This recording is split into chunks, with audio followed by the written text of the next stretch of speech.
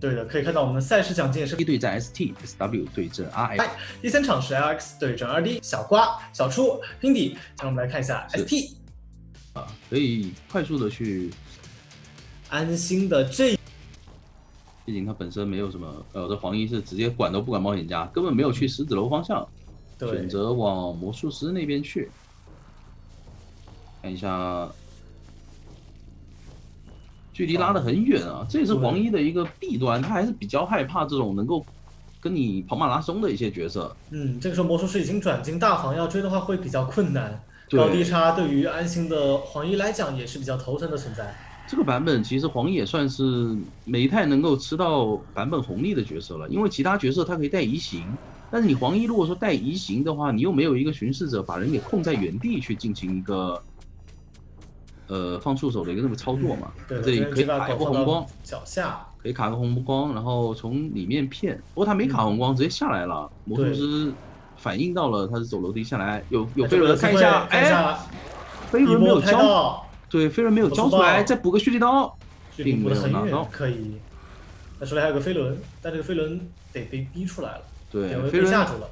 飞轮虽然没有用来卡狗，但是也还可以，躲掉了一个触手。对，上楼的话，手里还有魔术棒。他上楼那个长板还在啊，所以看看平底这边是怎么进行一个牵制。盲拍，哦呦，拍到了，直接拍倒。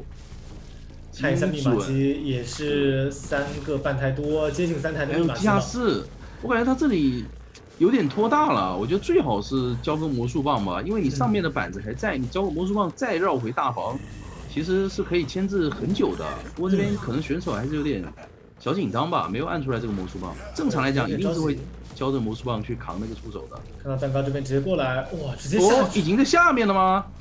黄衣看着上面这个洞有点懵，你什么时候下去的？还行，打了一刀，但是打到是魔术，只能跟出去多拿点存在感了。这边守墓人你肯定是管不了的，多打一下吗？多打一下，没问题。想要尽早开2阶，没错。那这样的话，可以看到2挂的时候，密码机是接近3台，外面飞行家是还有一个化险为夷，而且没有开2阶。我觉得这一波是可以再考虑救一下，多拖点时间。对的，有化险为夷，能够拖更多的时间吧。而且外面冒险家的话，不怕机子会被压住。是的，其实主要还是担心守墓人的最后一台密码机会比较久，因为他还得补一下自己一开始第1台遗产。不过这个地方应该是救不了，压住救不了了。是的，这个距离。而且飞行家如果溜得不好的话，2手节奏会去得很快，没有飞轮卡不了狗。直接选择悬停，然后喷到了大房，但前面那一口怎么办呢？直接拍到吗？刚好躲在了柱子后面，打一个落地刀，好聪明，反应很快，然后开了2阶，以后直接把飞行家给秒了。那这样的节奏就不太对了。这一波甚至黄衣是有争分的机会了。再挂进地下室，起码平起。是的，不太好救，没有化险为夷来救的话都出不去。黄衣之主的发挥空间就在这里体现出来了。走到上面以后，可以用出手排下人，看一下使用者从哪个方向过来。还差将近半台密码机，排到守墓了，守墓的方向已经确定，然后外面冒险也在挖最后一本书页。但这个书页挖出来机子不够啊，但是也差不多了。挖出来的话80多嘛，80多卡满，有一点点机会。但是感觉这边黄衣收益能力很强。是的，一个人用了一个新铲子。然后不好救了，不好救了！外面这么远被打出来。哎呦，楼梯上的拍到了，椅子面前应该还有。对，没有，椅子面前没有。先中了一个，不着急，不着急，再拍下来。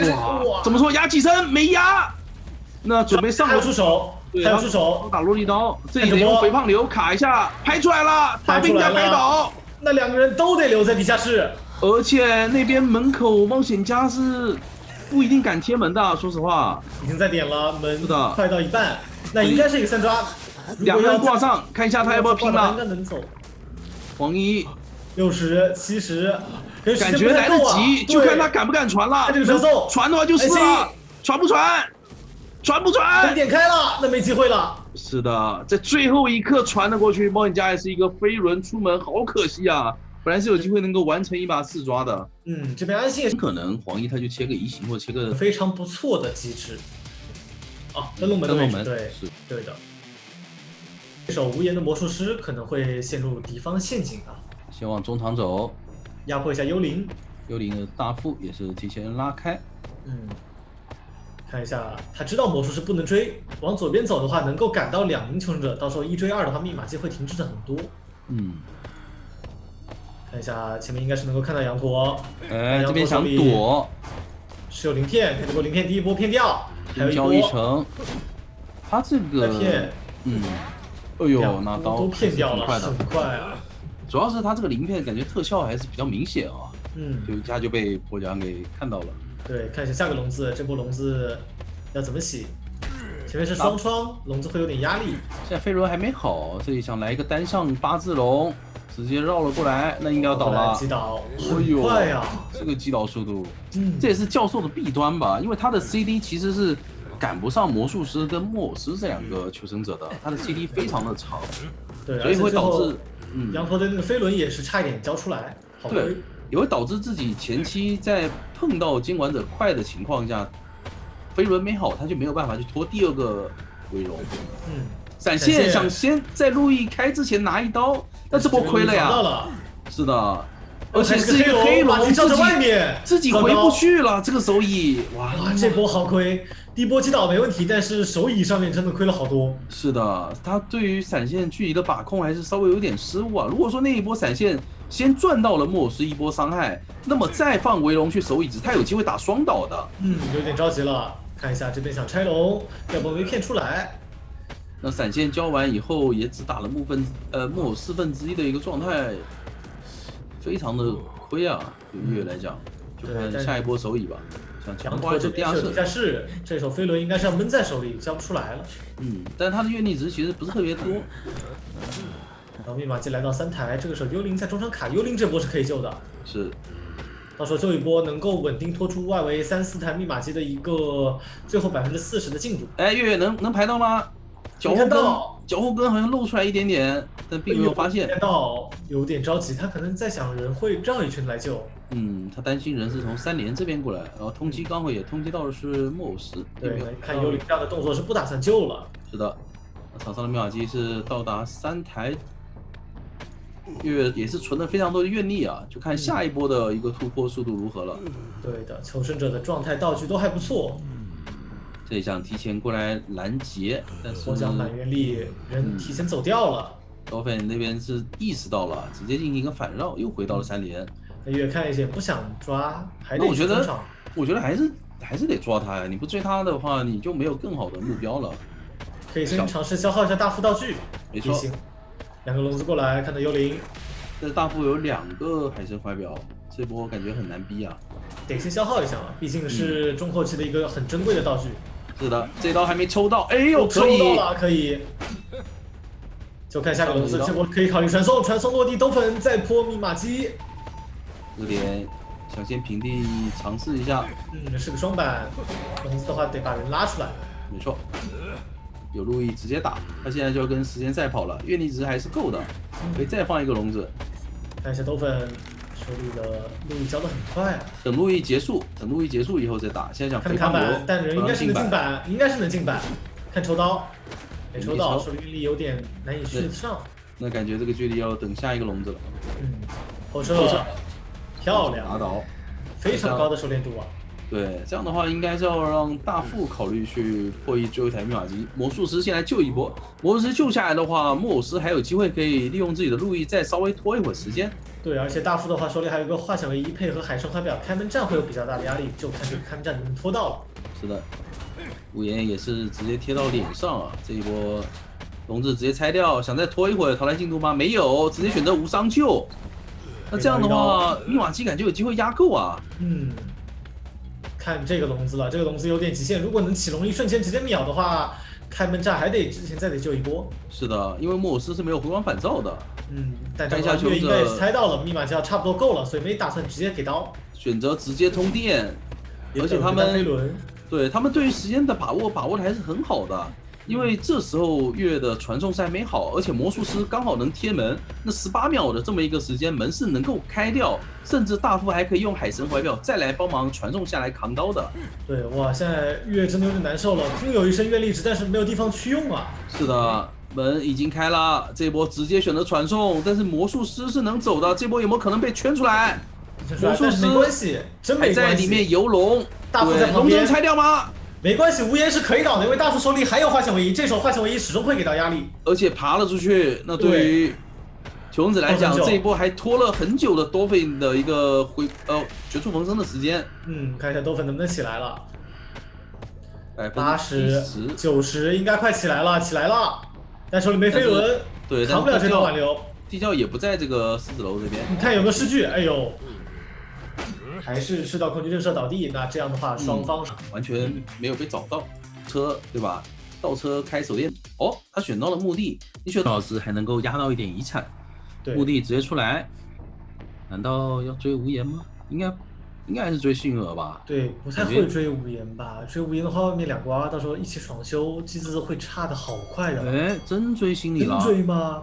那你追心理的话，你起码得多放1次双重惊喜吧？就对于你的追击来讲。看一下双重惊喜，干冰舞台还是只能上到干冰的惊吓标记。没错，在焰火舞台那边闪转腾挪，但这边板子进去之前还是抽到了一颗球。无言在这个地方牵制非常好，把第一波双重惊喜完美的规避掉了。是的，直接交板弹，趁你双重惊喜还在 CD 的时候，然后往外拉，再次转到板区。但板区的话，其实还是挺危险的。给到第一刀。没错。但是你也是消耗了2个双重惊喜才拿到了第一波伤害。对的，第二段双飞人应该要冷却好了，直接点亮。过来看一下，还有1颗球可以。但是这个板还是没法处理，要不要提醒呢？直接交。进过来。一个绕场谢幕给到第2刀。是的，还能上2颗球啊，这波还不错。可以等应激。稍微拖一下应激，刚好自己的双重惊喜还在。无言知道这里是地下室，直接靠着应急拉远。一刀直接打倒，那前锋来的有点晚啊，这一波是没有一个撞人的机会，而且心理上移的话，对于前锋来讲不是好消息，因为但没关系，这个问题倒是不大，主要是前锋这波是威慑，不让你挂进地下室，没错。然后羊驼的幸运儿在外面本来应该是想摸娃娃，但结果摸了一瓶香水啊，直接交了一个双重惊喜，但只上到了1个球。那看一下。前锋要趁这一波时间过来吗？想来一个原地小陀螺，这里应该是上不到了，过头了，对的，上不到干冰舞台了，无伤救了，无伤救完还可以进行一波 OB， 都费手上是有半个橄榄球的，拉了过来，绕场谢幕还没好，2秒钟能进吗？哎呀，非常的极限，卡到了这个一个位置，现在还得回头看一下前锋有没有来。不过前锋还是没有选择过来 OB 啊，不着急，可以等上的一个惊吓标记掉完之后再来。稍微拖一会儿，准备拉球，但是这边是焰火舞台，还行。状云可以，那手上的一个惊吓标记能够稳定拖掉。但是前锋手上的橄榄球已经不多了，如果再倒地的话，其实是不太好 OB 的。没关系，这个位置就帮忙扛就好了。是，外围2个娃都一起修，等倒地的时候，密码机应该只差最后1台了。帮忙扛各种双惊喜。对吧？无言时代的双弹，先引爆一下前锋身上的伤害，空中飞人跳过去，心里还差最后一个粘土的一个标记。是的，看一下这个标记能不能拿到。哎呦，好极限！那双经济好了，这一波怎么说？还在扛是前锋吗？真打到前锋了，但是已经没人可以扛刀了，心里也倒了。2手节奏能衔接，但你看外面密码机其实差的不多了，等挂上密码机只差最后半台。他可以直接移形去管外面红地盒的密码机的，其实让前锋逼出自己的一个绝处逢生。他选择传送，传到了 S 板，但这里如果对2个娃娃都看到了，这娃娃还得处理，对，还是得处理。2个娃娃一起抢同一台密码机，而且这一波2个人都可以爆点，他一下知道场上3个人的位置。但是迅儿这里还是想着先把红地盒给抢开。一瓶香水，幸运儿的牵制空间还不算特别大，但没想着去找羊驼。没错，前锋也是交出了自己的绝处逢生。在这个真空期，其实月月感觉不能追太远啊，他还是得防着 S 版那台密码机被求生者给补开的。来找到这边双弹飞轮的赫兹，这个人是可以针对的。是的，或者这里也是尽量远离独栋啊，不要倒。哎，回去了吗？回去的话那有点危险了，飞轮。这点有点尴尬的，到时候倒的话要倒在地下室。对，地下室的话那就是月月的机会了。对的，机会点来了。哇，这波倒地下室有点亏，前锋手里没道具，所以一定得幸运儿来。有化险为夷倒还好，但是一瓶香水，开门战的话会被针对啊。没错，尽量直接贴下来，早点救。早点救的话，看一下这瓶香水怎么释放。直接回，但回来还是被爆掉。密码机是能够脱钩的，但是机械师是没有回光返照。而且这边羊驼可能还想打一下幸运儿的双倒，不过幸运儿是有回光返照的。对，但可以追。但是月这里觉得幸运儿没有回光返照吗？因为他交了化险为夷。对，交了化险为夷，猜错了。但这样的话反而是把机械师放了出去，但也没关系，他知道机械师去的学校门，幸运儿手上已经没有道具可以进行牵制了，就看这个双重惊喜，再拖一下能上双球吗？可以吗？没上球。到，还差最后一波粘土，有点难受了。羊驼这边卡着这个粘土舞台。还行，绕场先不击倒，传送落地可以先去挂赫兹。是的。前锋的话，应该感觉还是求稳，对，应该是要完成一个三抓了。对，不太会来。来救的话，很容易给到一个4抓节奏。对于 ST 来讲，他们保下1人淘汰，3人淘汰的话也还可以，算是可以接受。如果到时候 ST 监管者上场能够拿到一个4抓，就是一个2比0了。到了9次。这场争一下上限，而且这个阵容对于午夜来讲是有明确对手跟幸儿的单挑了，反正不要切闪现就行。对，这个点直接绕着独栋牵制，不想干任何密码机。蛋糕直接上楼，许愿的道具是半个橄榄球，半个橄榄球前期应对还是有点效果的，因为前期你们空中飞人还没开。学校是比较怕拉点的。卡了一个红光，绕到脸上，有个上双球的机会。哇，好快！那这里感觉要考虑拉球了，不然有机会被引爆的。但是你拉球呢，又不能太明显，因为拉球会有后摇。午夜下一波，哎呦，一个双惊喜，而且到双惊喜，对，一个双惊喜直接拿一刀。哇，这个拿刀出来挺快的，就等下一个双惊喜了。可以再放一个，可以插眼逼一下，加注。那蛋糕可能要考虑拉球吗？不拉。剩到一颗，放出双惊喜以后再拉，那这个板区还是有机会上双球的。但是第二个双击给到的是一个干冰舞台，有点难受。这边焰火台没粘住，还得再等一波。要么等一个空中飞人跳进去，刚好是红色的焰火舞台。能够把板子罩住。看一下跳过来，有飞轮，飞轮顶掉，非常漂亮。没有防啊，这个飞轮。对，然后这个双球虽然是有区域，但是没命中啊。一波单球上2颗也可以，但还是没有去规避那个飞轮。是的，现在节奏不算特别好。蛋糕这边牵制已经牵制的非常不错了，一个绕场谢幕能拿到这一刀吗？哎呦，角度好像不太对了。是的，而且空中飞人，这个双重惊喜有点急了。转盘的位置没有覆盖好，有点着急。属于恐惧震慑，但是已经6-3台了，没有地下室。甚至第4台、第5台已经在破亿了。那对于球迷来讲，这个节奏很舒服啊。午夜的话压力会很大了。对，保平的话肯定是有了。气象直接放弃红蝶河的密码机，选择去破亿独栋。然后佣兵来救援的话，哪怕吃通缉，但是不吃双倒概率也是比较大的。而且他吃双倒其实也还好，因为双倒他可以利用化险为夷跑到独栋去吃一个暖雨，再去救人。这个忽然一弹，已经很难打双倒了。想靠双球再打一波，但是没打到。但是这个干冰舞台一直在躲呀，还得弹佣兵一刀，不弹的话2阶开不出来。是的。引爆，那这颗蛋糕可以找角落去倒了，找一个难挂一点的地方。然后佣兵去补队友60多的遗产。就是下一波火灾来救的话，手里没有化险为夷，是有机会针对这手幸运儿击倒的。是的，看这个节奏能不能把握住。午夜思路很清晰，但是这边哎呦，第一波空中飞人没跳过去。是的，但这里是有机会能够拦住火灾的。看小主播怎么说？想提前上球，但是也没有拦到。而且前面气囊 CD 马上好了，感觉他可以再补一个气囊，不过还行，封上了技能，哎，封上了。但是现在双龙惊喜虽然好了，但是你打不倒这个薰儿啊，因为飞轮也好了，应该要直接通电，甚至知道你有张狂底牌，没有挽留的情况下，火在脸上跳舞，帮忙队友扛刀。这气囊还能再用上，中场还有地窖，这个人是必须得处理。哎呦，飞轮非常漂亮，顶掉了。看这波双惊喜，必须要上到双球了，不上到双球，哇，这个点位好亏，还被吃了一板。坏了，这个砸头，地窖就在脸上，感觉可以考虑准备跳地窖了。午夜千万不能急啊！对，绝对不能给到死跑的。门已经开了，星儿怎么说？闪转腾挪，再躲黑，再跑了！哇 ！PT 22秒坚持长，基本一直破130跑突破一点。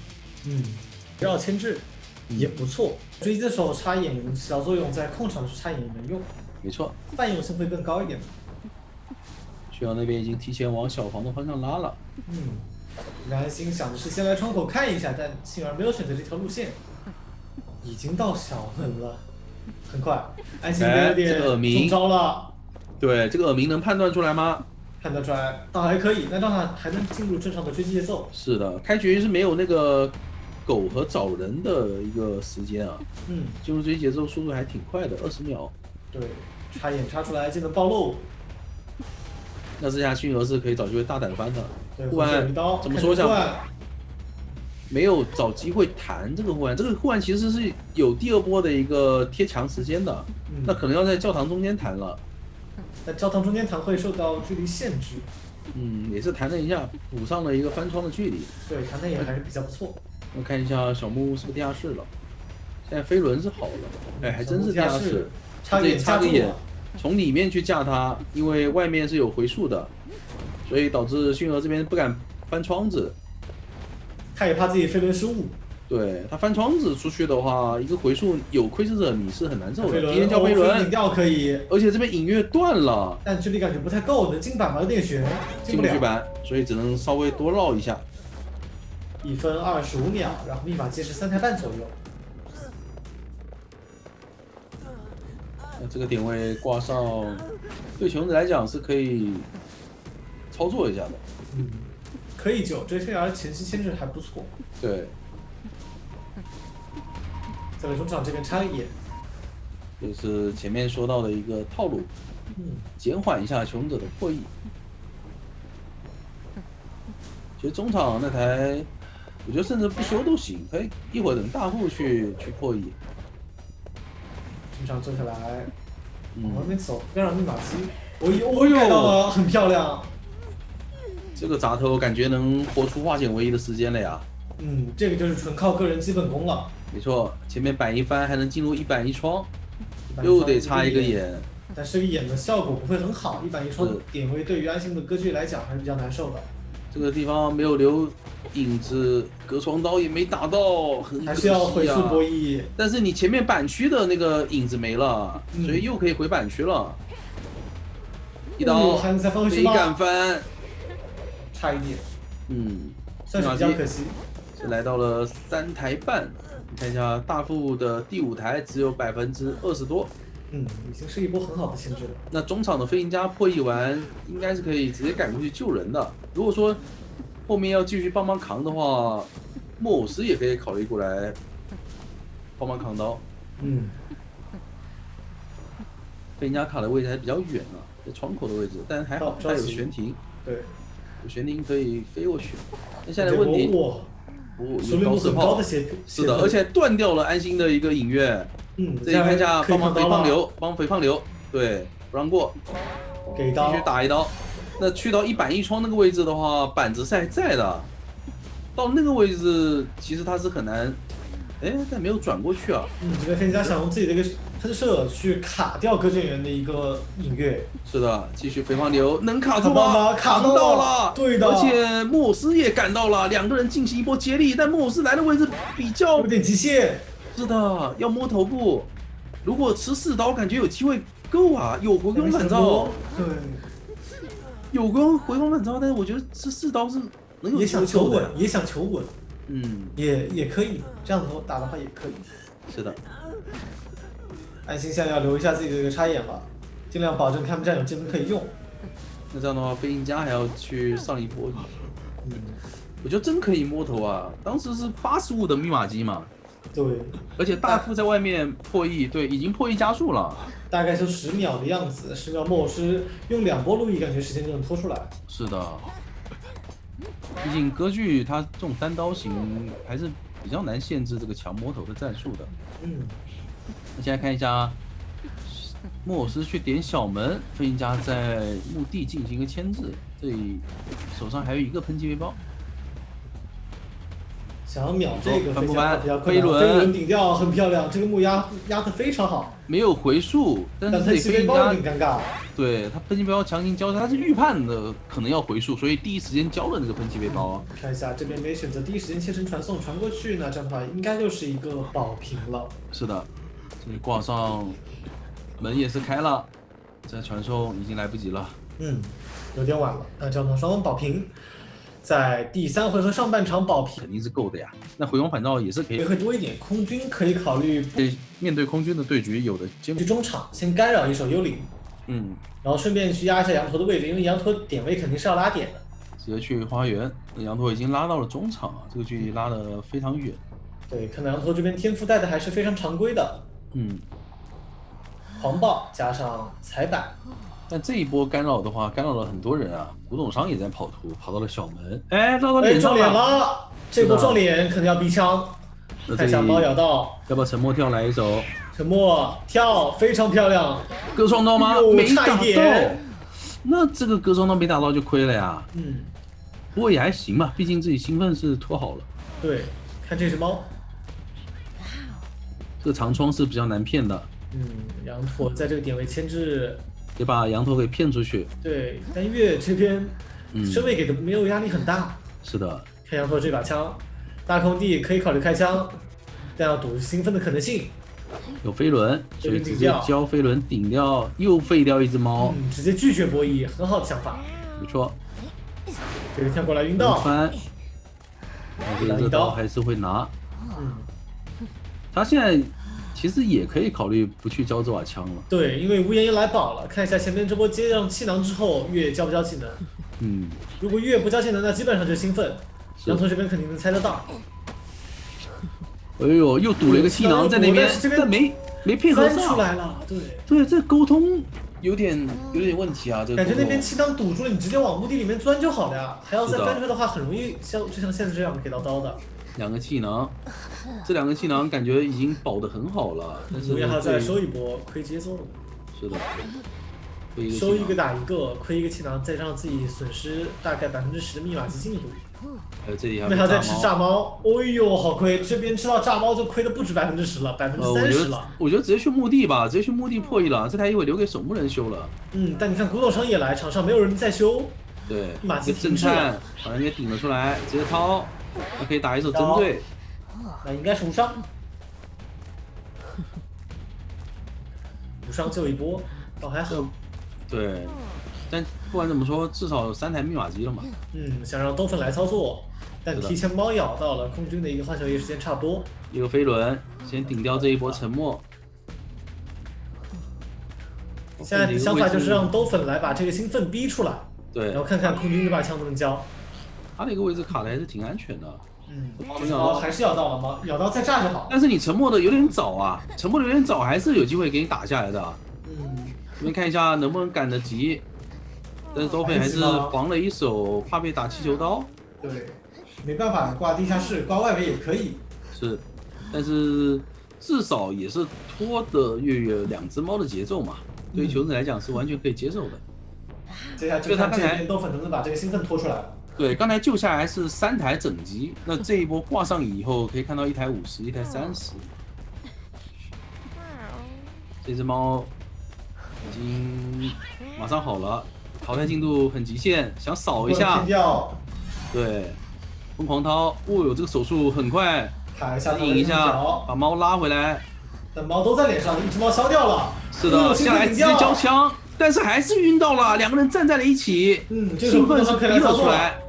没错，那这个地方提前吃刀吗？提前吃刀的话，下一波一只猫就可以封住技能了。没有飞轮了。说有没有云门躲沉默的说法？没有躲掉，没办法。没有，那没法保了。对，那感觉应该是要冲着平局去了。他下来以后，空军没有第一时间离开古董商身上那个猫的范围啊，是直接两人都是晕。兴奋完以后被晕住了，很可惜，因为那只猫其实已经快要结束了。古董商如果能够在猫结束以后去把人救下来就好了，因为空军的淘汰进度其实还是可以拖几秒的。对，把守门人打出来，但守门人还有一个铲子，密码机在点了，得回头，月没猜到。想针对古董，针对这个有点晚了，他追不了守门人，守门人开门战手里还留道具的，很难追的。那火灾这个点位。再往大推走，不过还好门是还没点上，看到了中场的古董商脚印，要不追古董吧？也不太能追古董，因为古董往角落一走就干扰不到任何门了。像月的话，想要拿到一个平局，其实还是比较简单的。是，不过古董商的位置被绕到了，两波跳直接跳到脸上击倒，那平局应该是稳稳当当。看这边火灾要不要来保？感觉还是得去尝试。得要来，因为两边门都开了，火灾手里有化险为夷的。因为月也很求稳，把他挂到离两个门最远的小角落。是的。不过还是有机会，火灾掉出来手里还有个气囊。但这个气囊压根有没有想到什么？想是想到了，但这个气囊说实话，不太能支撑他出门啊。距离没佣兵那么远。对，而且之前这个椅子的出门，它是需要一个移速性的，有一个移速性才能出门。来看幽灵这边来博弈一下，先把猫骗掉。哎呦，那幽灵被打到了。没错，而且那边还能再跳回去。很大，这把是一个4抓，最后的猫非常大晕住。哎呦，恭喜 PT 最后拿到一个4抓，成功拿下这场比赛，不错嘛。让我们来看一下最后一场的，主要也是他在第2回合的，然后还有失眠。再来看一下我们 R， 然后就选择跛脚羊，没有问题。不太好追啊。一手气象加上白安地这一手小说家都是有概率会失误的。来看一下这边，气象已经到2楼下，手上也捏好了一个强风。看一下这个龙怎么起，又往外面绕了一圈。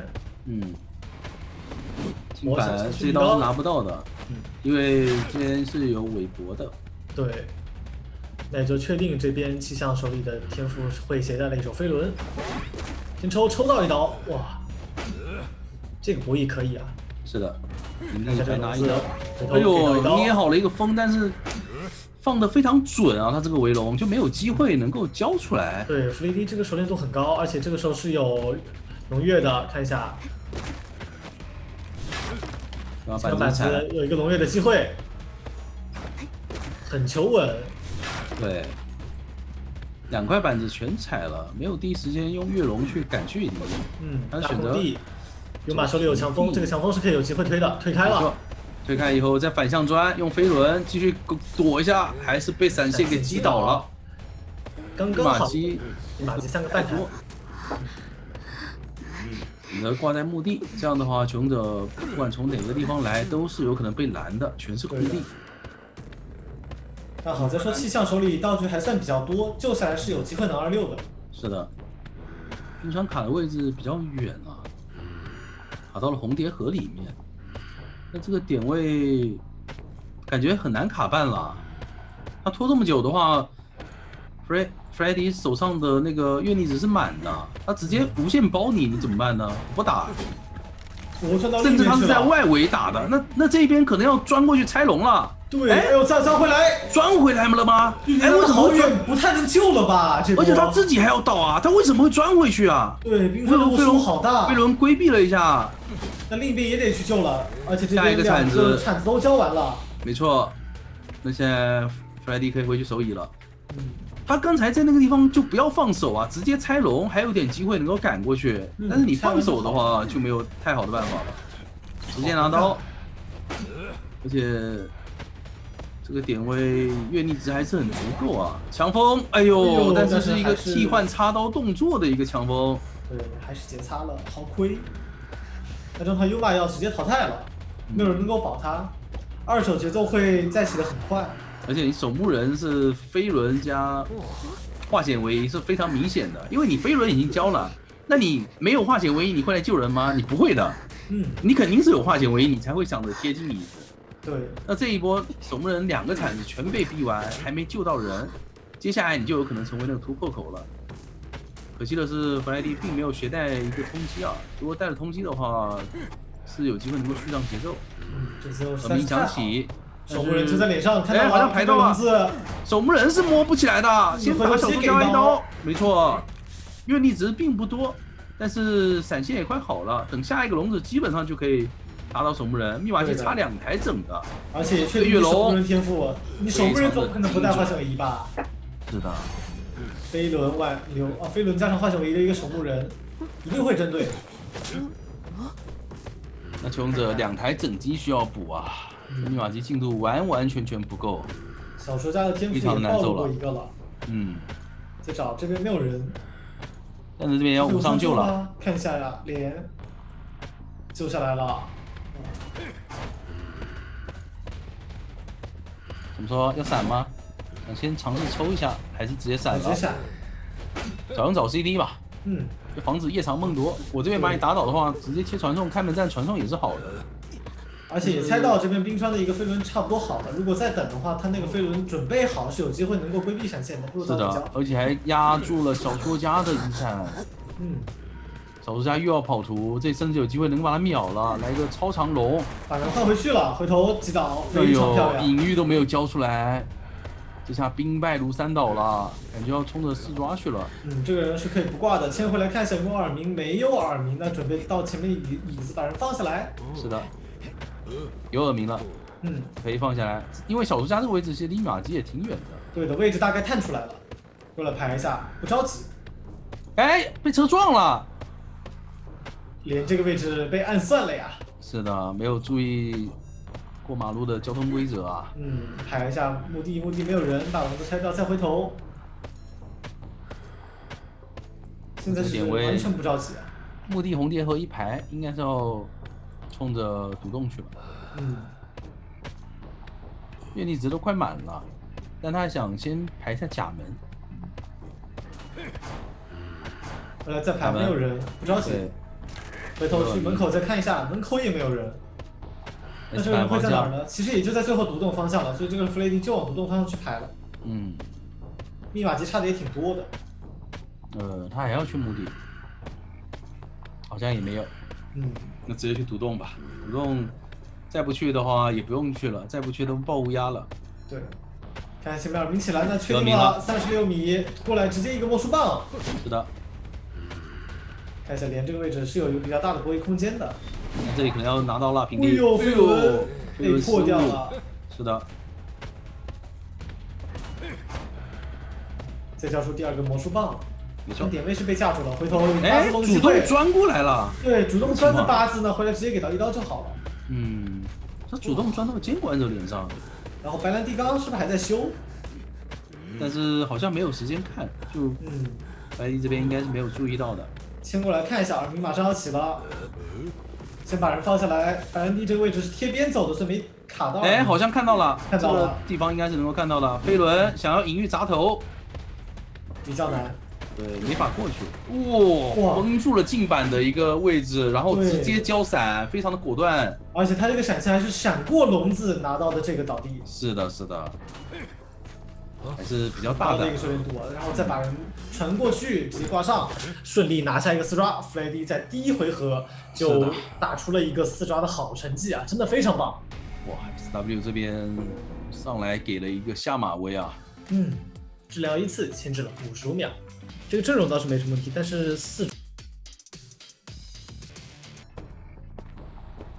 来看一下吧，追击目标放在了墓地的魔术师身上。要去追芊芊，但芊芊的魔术，说实话，在这个点位能溜很久啊。是，只要进了墓地，其实他基本上很难追了。压一下，先封一下2楼的窗户。心里这边能意识到吗？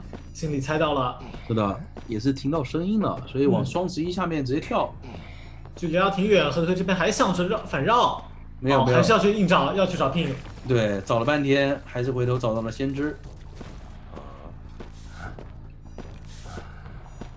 上到了4点了，但是这里也还好，拼的还是可以稍微绕一下。下，对，他可以绕一下，往独栋去进行牵制。对，鸟也好了，然后飞轮也马上好了。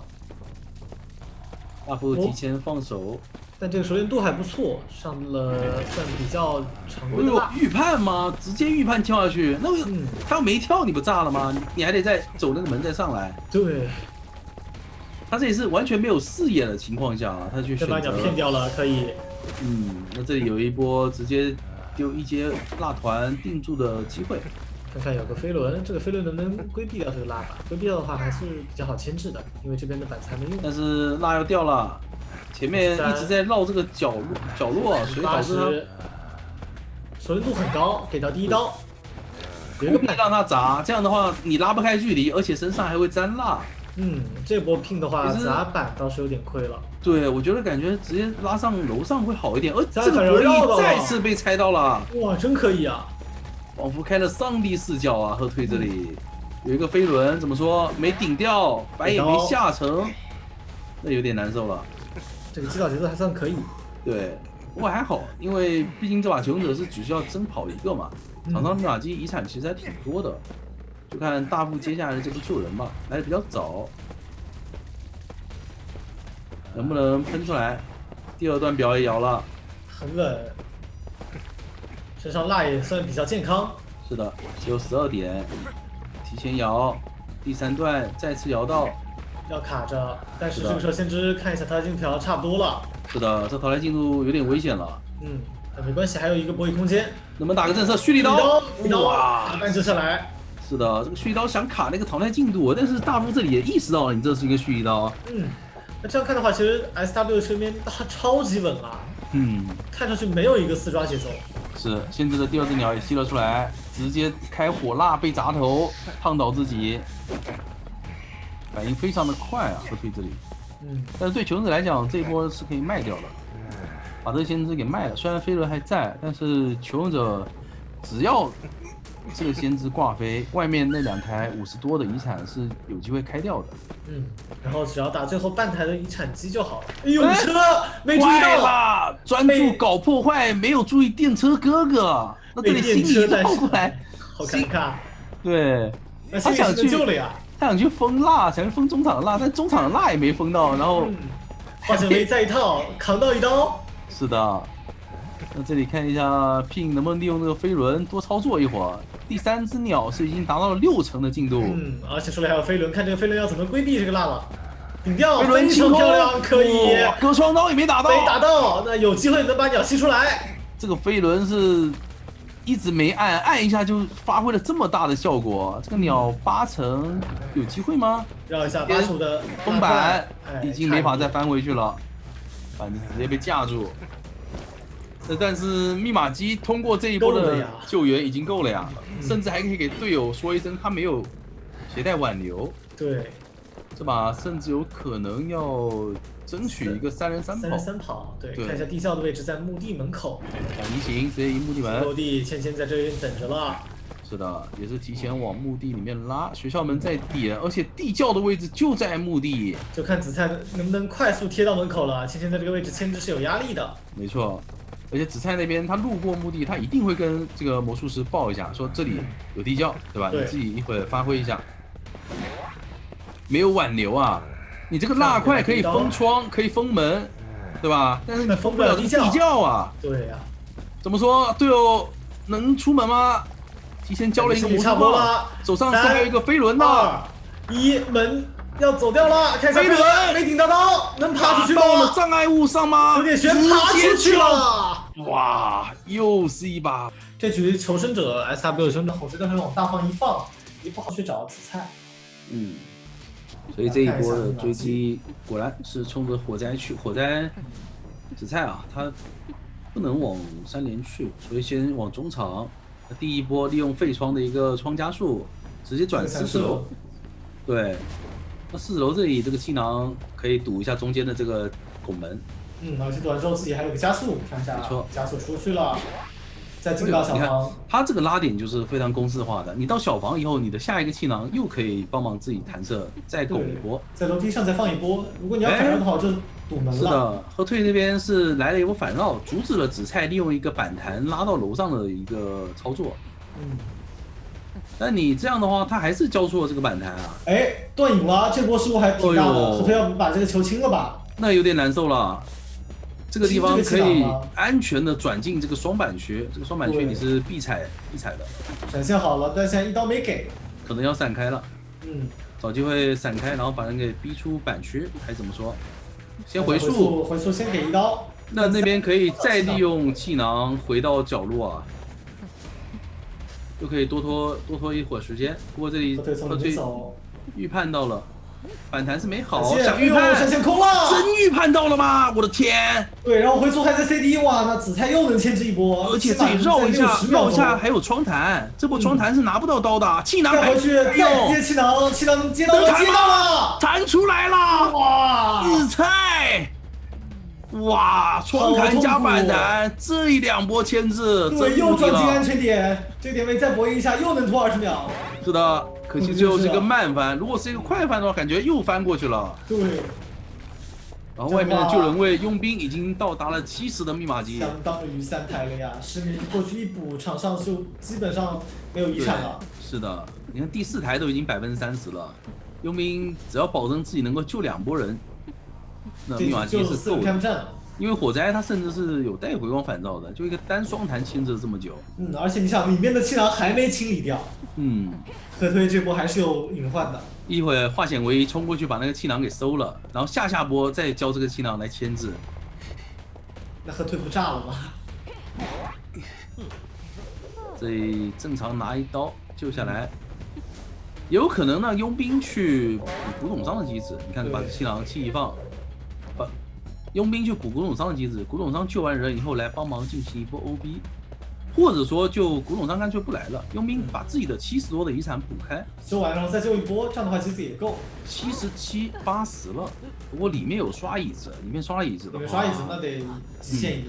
对，那佣兵得提前来了，佣兵提前来，让气象去补自己的那台一战。因为气象本身就修得快，而且补完中场一战之后又能去贴门，时间完全来得及，就只要芊能把人救下来就好。是的。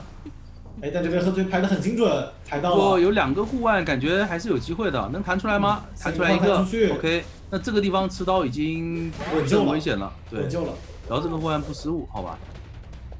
弹过去把人救下来。那手上这个气囊先给自己来一个弹射，哇，再卡住这个门口。是的，然后再补一个反弹往外拉，密码机马上压好了，紫菜，这火灾也太强势了。博弈全赢，这里再抽一刀没关系，往花坛走，花坛那边有地窖。是，但是那地窖应该是比较难跳的，只能到那边的双板去进行一波牵制，逼去监管踩板，浪费他的时间。但是在这里倒地就逼监管一定得挂，不挂的话到时候直接爬地窖了。音乐再次断了，拱门的地窖。门40。哇，这个没拿到，博弈的太好了，紫菜。还在补。这个小短板。他也太能牵制了。你看擦完刀的话，另外一边的门已经点开了，再挂的话就不太现实。回头给上2棍，一刀回速。拖了波时间，火灾直接投降。那这样的话就是 SW 一波3跑，这3跑，那这样的话也就追击上面来讲，所以他应该是不太想去大房找。这道具是比较难坚持那么久。看一下弗雷迪这边的追击目标就是放在连的幸运儿身上。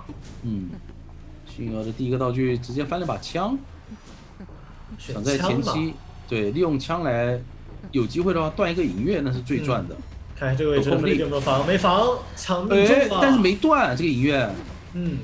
这影月没有断的话，还是可以继续在前面的板区架住。对，那其实说白了就跟一瓶香水一样，让监控者在原地控制一会儿。是的，这一板一踩是有机会拿刀了，看一下要不要回速。不着急，把人架住，然后准备回速。是的，回速过来，第一刀应该是稳的。想回头再断影月。那旭儿现在手上已经没有道具了，穷的密码机，对，穷的密码机不是很足够。但连的点位是被逼住了，前面的话虽然没有回速，但是这个点位要牵制压力还是有个飞轮，顶掉，回头顶把影月给断掉。但前面这个距离还是要被打落一刀啊，所以干脆的不想往下跳了。1分钟就倒地，而且还没吃闪，对于212求生者来讲，不是一个很好的节奏。是，关键是这个迅鹅它下来以后是没有26能力的，你道具在第一波就交掉了，那你后面只能等二救下来的这个飞翼轮有一定的机会能够牵制。很困难，还是很困难。这样的节奏对于弗雷迪来讲，保平稳稳当当。是。你看已经卡到脸上，哎呦，我直接探出来了，这打出了斯乐园状态。对，说不定这波要再压一下的话，能有机会双倒。没错。但大副跟这边连2个人直接拉开距离，没有去追，这里可以再拖一会儿，不着急，因为闪现还在手上，哪怕化险为夷时间过了，他也可以立刻闪现。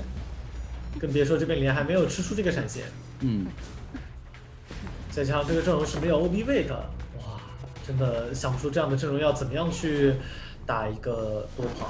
是，这个局势来讲已经比较难多跑了。再加上星儿本来是想着卡到角落里面，让你挂我的时间挂得更长，但没想到跑到另一个椅子脸上，相当于挂人的时间也直接被拖掉了。来，耳鸣响起，找到了莫尔斯。用把这个位置得救出来之后扛。下一波很好，还是用路易扛到了刀。迅鹅下来以后，哎呦，没关系，这个真没关系。对，因为手里有闪在手上。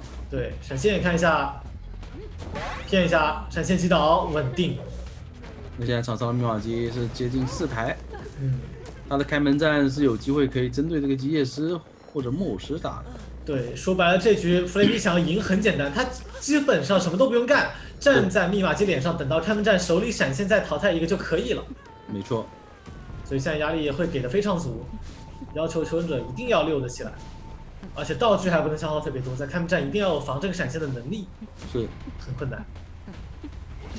找到是大副，第2个表也逼出来，那第1个白板也就此诞生。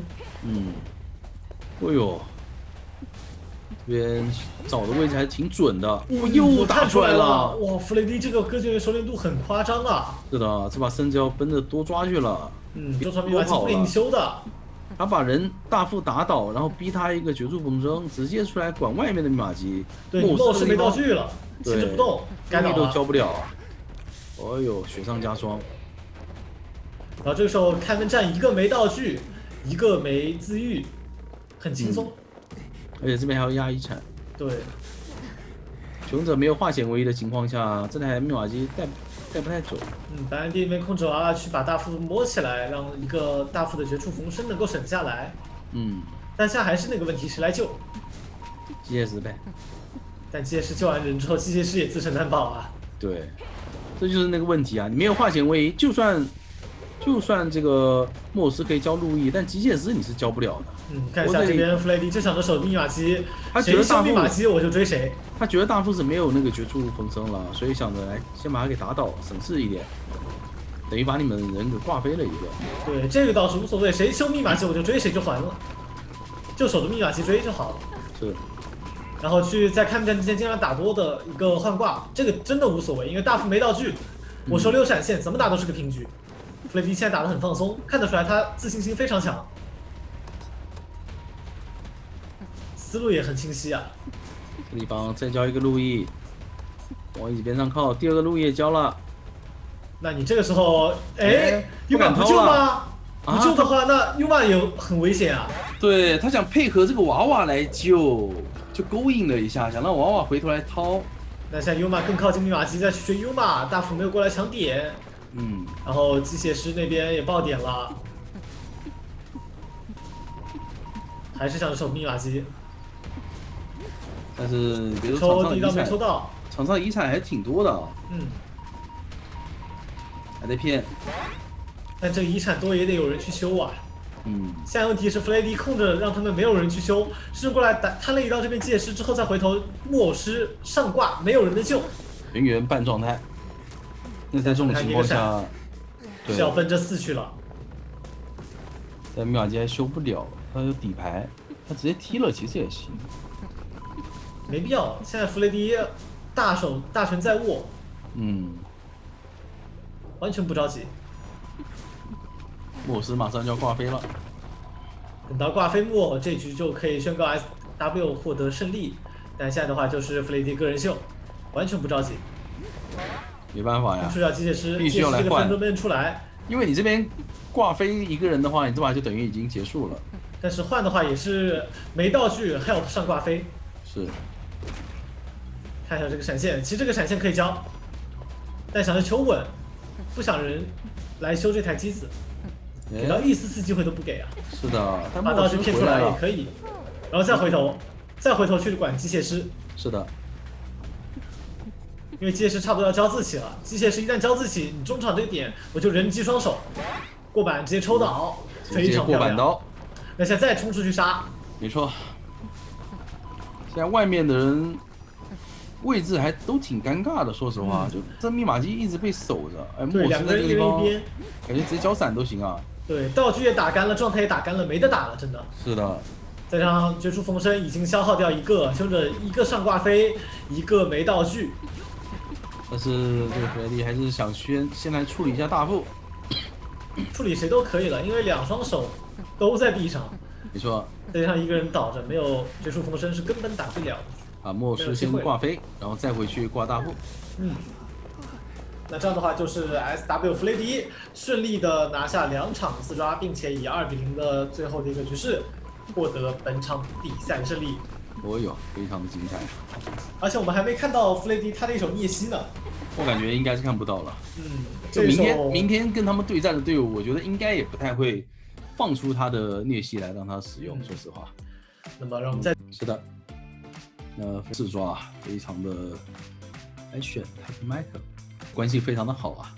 拼扛刀。感觉选在左上角。看一下吧，第一波的追节奏，直接往废墟走。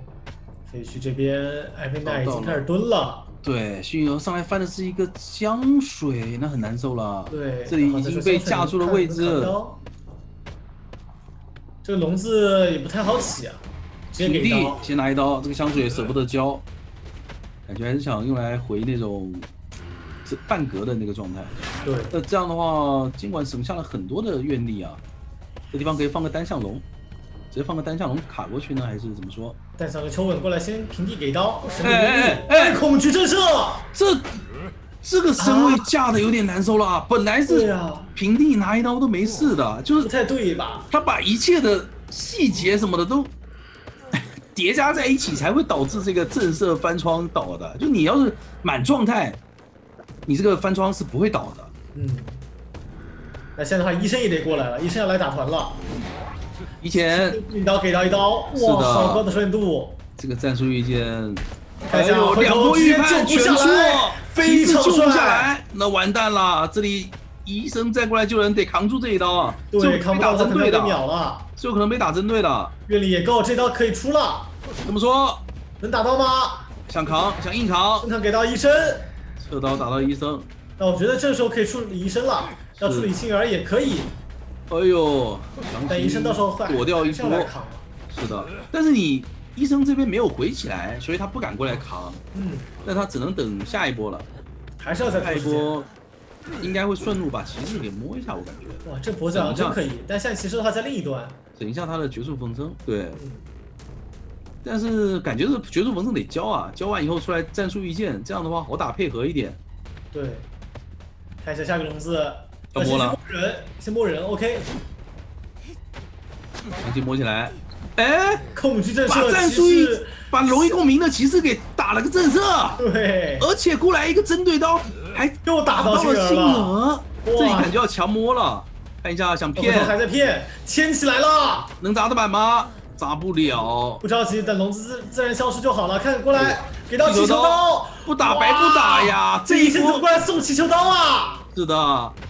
那这里可以顺势再挂上骑士，续一波节奏，好舒服呀！外面机械师人都麻了，怎么这样全残了。对，而且已经有一个挂飞了。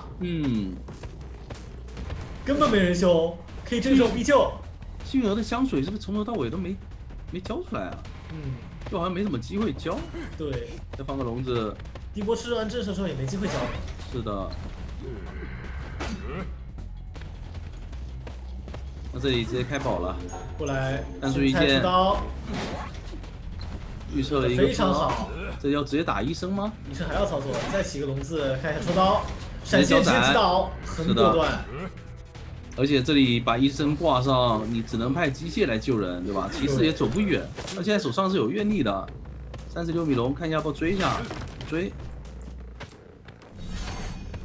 倒是不着急，针对医生就好。嗯，而且这个地方拦到机械师的话，他救不下来的。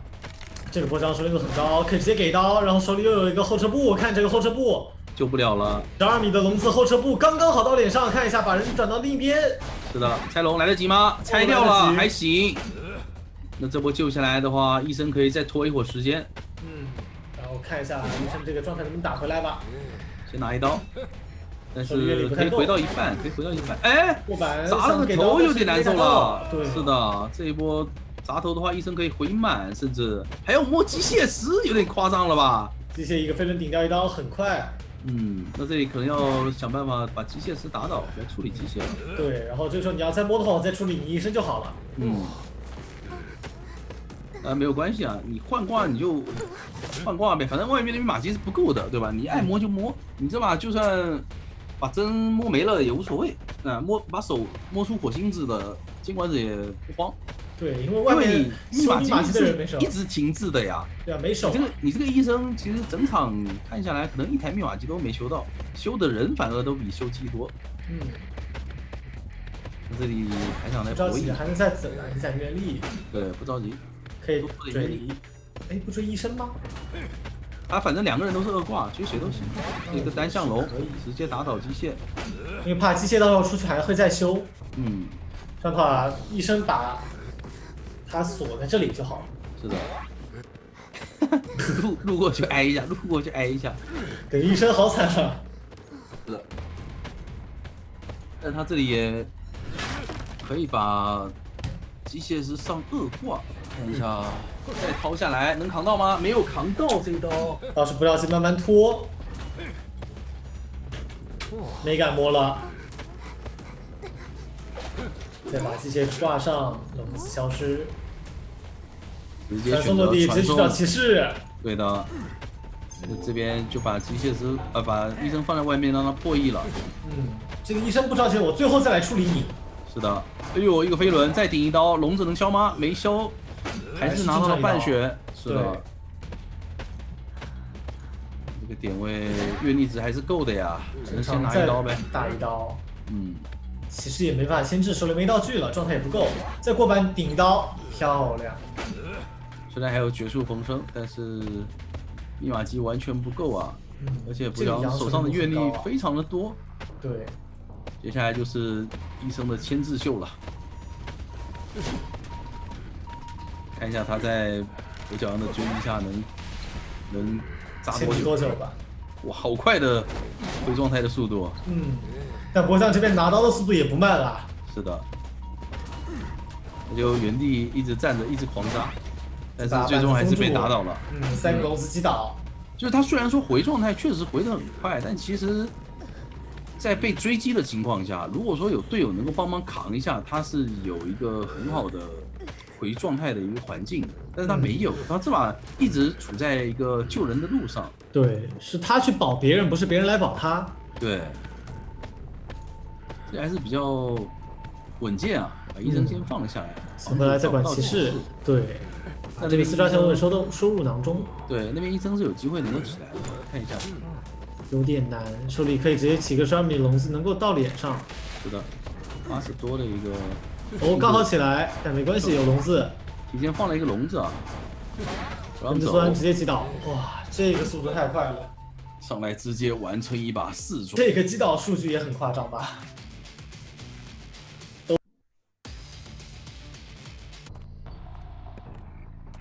来看一下，直接进医院，也是开始追邮差了。但邮差这个点位感觉拉的其实挺远的，已经到楼下了。是的，艾伦这边没意识到。先记录外面的破译，但其实前期的这个记录并不能限制很多的密码机啊。然后他想换节奏，想去追大副。郑恺。有思路。嗯，但是大副的这个表其实还是挺限制记录员的呀，说实话。对的。直接摇表，看一下这刀能不能到？没有差一机点。会。其实刀器就差最后一点点。对，他是带着冲动的。带冲动的第二段表也摇出来，看一下是要往半圆的方向走。那这波距离拉得很远啊，先放一只狗，想回来帮忙咬一下，能咬到吗？咬到了，咬到了。看到了邮差，应该要换追邮差了。大副活了呀！对，大副一个表换了很多的时间啊，前期这些省月都交不太出去。看这波还没有，感觉要闪开了这。哎呀，闪现还没中，毁了！这个床是圣心医院事故高发地啊，它这个床太厚了。他闪现没中就基本上打不了啊。你闪现拿个震慑我感觉还能打，但是你闪现拿一刀可能节奏都很差了，更何况是闪现没拿到刀。这还就有点坐牢了。这个地方绕一圈，下一圈狗又好了，还可以放只狗咬一下。有开的窗台也好了，再拉回女神像。而且现在记录员手里是没有任何交互的。好亏啊！勇者这把都没下过板子。狗又咬到了，再回头看一下换血这个位置。想要追浅叶。是的。看浅叶手里3个魔术棒，可不跟你闹着玩啊！想抢窗也没有抢到，那有点难受了。再自己的一个翻窗。是的。看一下浅叶这个位置能不能套路得到，套路不到啊！浅叶也很老练。没错，他手上还有魔术棒，道具非常的充足。就算你想反绕，他的移速也很快，因为你打了他的魔术棒以后，他是有一波加速的。再骗一下，然后再继续往前走。给你个假视野，把头抬出来给你骗一下。对。我最终还是抽到了一刀，但是密码机第4台、第1刀啊，第4台、第5台都已经在修了啊。2分40秒的第1刀，这局基本上就是稳3跑。他甚至现在还没开1阶，他在这个地方还没开1阶，他就算记录了，他也是不赚的，他锁不了密码机。好痛苦啊！前面翻出来一个窗台，看一下有他过来扛。对。扛得到吗？哎呦，侧刀那个板可能还要被卡一下，很难受啊。这里追不上啊！手里还有魔术棒，看这个魔术棒。是的，魔术棒卡一下，稳定进板。再给你去卡最后一个板。过板终于头铁击倒，但是这个时候密码机只剩下最后半台。没错，不过最后半台是在脸上，这有没有地下室可以压住啊？也没有。还是不好控。对，就半圆的这台密码机，穷者还是在强行修到了70多。看一下这波记录，记录好像成功了，记录到了密码机也锁住了。感觉这个可以外面再清洗啊，完全来得及。这波是准备邮差跟杂技一起来救，救完以后再放只狗保一下。看一下，先扛刀。这波给到邮差。是的，插刀完再放一只狗。对。然后这时候再封一个火球，可以考虑。是的，但是杂技那边没有选择去封球，想去跟大副一起抢机子，因为他怕被记录。对，一个人的话他是可以一直限制密码机的，那2个人的话你就比较难操作。有时候这里扛倒，我觉得可以挂了，再不挂的话真没节奏了。那你挂的话，这波密码机有机会抢到压好啊。但被锁了吗？刚才被锁了，那没办法了。刚才2个人在半圆还是被锁了。但是没关系，穷人手里还有状态能救。状态道具都很丰富，都很富裕。就放杂技去救，反正谁碰密码机打谁。现在就慢慢拖，穷者逼他们在外面开台新的，但这把是一个3连啊，单墙1台，半圆1台，还有踢墙方向1台。这样的话3台密码机。修一刀给到。但是你在外面追人的同时，那边的求生者他也是可以进行一波调整的，把状态给回满。这局对安乐来讲有点太痛苦了。是。手里2分40秒拿到第1刀不说，现在求生者状态道具都还有，根本想不出来这样的局要怎么样去拿到一个4爪。浅野手上也没道具了，这波翻了一个，没翻出来，直接放下来。对，害怕了，再翻的话可能会被针对。但他们都有回光返照啊。这杂技过来飞胖流想卡一下，土球能扣到吗？扣到了一个土球，哦，白球。哎，他想扣白球，交白球过去帮忙扛刀的，但没扛到。换位踢墙，但是我们可以看到半圆的密码机已经够了，对他们可以直接贴亮通电，对，他们甚至都不想救人了，然后让大副来脸上卡着。对，这样的一人卡话一边，门是稳定能开的，因为他们这局只需要走一个。是，大门这边被记录了，但小门的话，如果他省略数量足够的话，其实还是不太好点开啊，这个小门。应该要留着，哎呦没了，那边人被偷下来了，被偷下来了，糟糕！艾伦第一时间没有回去。是的，这手里有闪现，闪现没有击倒，那只能打倒杂技了。这个位置一会儿如果大门开了，大副手上有个化险为夷，他甚至要用这个化险为夷来把杂技给套出去的。对，看前面板区是清过的。你说一个反弹速度还是没能拉开。那看一下，拼头已经出来了。是。感觉，哇，这个位置还是有点危险啊！郑凯手上是有表的，就看这个换血这边怎么处理了。换血应该起来了，别交出手里还有球，先记录一波。出刀，是的。看手里这球，感觉可以捏住了，捏住，注意一下。邮差帮我放这个，哇，好准啊！好准啊！这把邮差没空过狗啊！这么远的一只狗居然都能咬到。现在想让他去地窖吗？女神上的地窖，有点远。是的，一波土球封点，封得很好。绕一波回来，一个反弹，打得到吗？可以。这个进入刀好准，非常的精准。但两边门都点开，挽留还有20秒。是的，求生者是稳定可以保平的。只能往废墟挂了，这个地方，太危险了。但我废墟挂也只能挂在废墟最外面，挂不到里面去。是的。那我觉得这把求生者是只要跑一个就够嘛？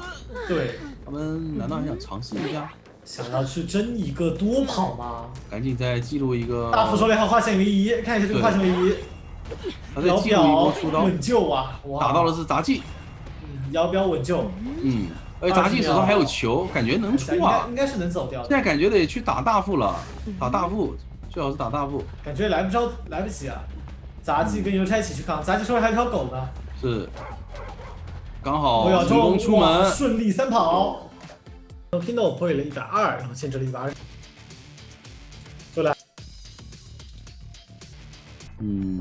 OK， 直接开始。这一把选择去追医生啊 ，Pino 这个点位直接拉小木屋上来，应该不太会直接交回笼了，因为他还是得稍微攒一点愿力，这个点不太好架住。医生可以成功转进双板区，怎么说？八字龙，哎，预判了一波，预判到了这个医生钻过来，那这下比较难受了。愿力值能跟上，下板过不去，这个板封得很精准，刚好是把医生给卡到了板的最里面，能跟砖拿一刀吗？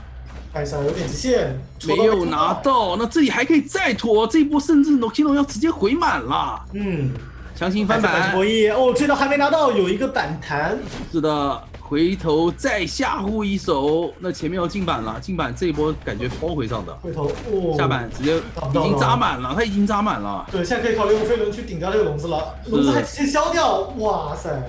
哇，这密码机要奔着3台去了，说实话，手上有闪现，但这个闪现看一下怎么说骗了一手，假装反装。我的天，把闪现骗了出来，太夸张了，太秀了！再回身砸一板，状态又打回来了，手里还有飞轮。是的，阿忍在他面前像一个新兵蛋子啊，一刀拿不到。就这几波的一个心理拿捏，完全是被 Nokino 把握住了。对，明明是博强的笼子，怎么？而且你这一波拿刀还是围龙消失掉的一个拿刀，全都在对手的算计当中。坏了，手上还有飞轮，感觉跟开局没什么两样。对，你现在愿力值就算交出来，但这个板窗区你其实是很难去通过走位拿刀的。手上还有飞轮，板子下了，他的操作越来越着急了，真的。而且对，心态已经发生变化了。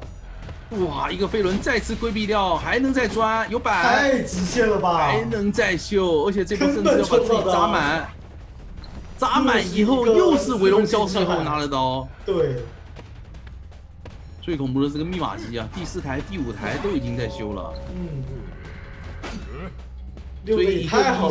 追一个医生自己开到了2阶，就如果不是开到2阶的话，感觉直接过板。过板，但是能把状态再调回来吗？可以，也是直接翻。看一下，这是一个黑龙，但是翻到另一边直接能拆掉吗？能拆掉吗？拆掉了！哇，刚好又在边上，那这波还能砸满？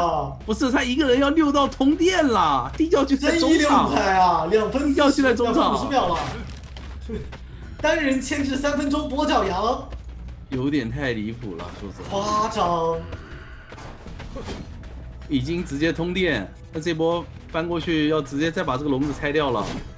怎么说？哇，穿过来还没撞到人脸上，笼子再消掉，太痛苦了吧？是的，然后小门差50的进度，这里钻到了地窖脸上，这个笼子把自己关外面了。不是，哥们儿，不会165台加个地窖吧？队友那边还没法出门，这里可以吃一刀的，得正常吃一刀，那运力值不够，又是4跑，4个上下点满，对，上下点满，然后感觉这样的话，去保人，然后也没保住，对，导致一直需要救人，只要往中场走。西乡这边板子也是提前下掉，手上捏了一个强风，看一下有没有机会打断影月。深度很高，距离哎呦，还真打断了，是的，别说，原地回溯了一下，想去找医生。Everyday 这个地方牵制，应该是要吃一刀，然后再转出去。没错，影月又断了，但是无所谓，没关系，对，主动打断的，因为他是在插刀期间内断的，插完刀的话，影月又好了。对。这医生想过来帮忙砸板，但是应该是意识到了，对，抽到了，那这样的话可以考虑要追医生了。对，因为刚才路过那个窗户的话，有一波红色的闪亮啊，直接透过那个窗户看到了。现在在追，对，现在在追医生，医生应该可以把自己回到半状态。其实再往下牵制的话，就得需要气象帮忙给个强风。哎呦，还是吹到了，对，但是没这里抖了一下脚印，有机会躲起来吗？能躲起来吗？应该猜到了吧？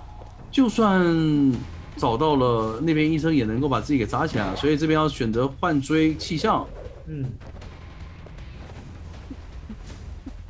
看一下气象手上最后一个强风交掉了，刚那个是倒数第2个，说什么会闪现直接击倒。OK，是的，还有一次吹风的机会。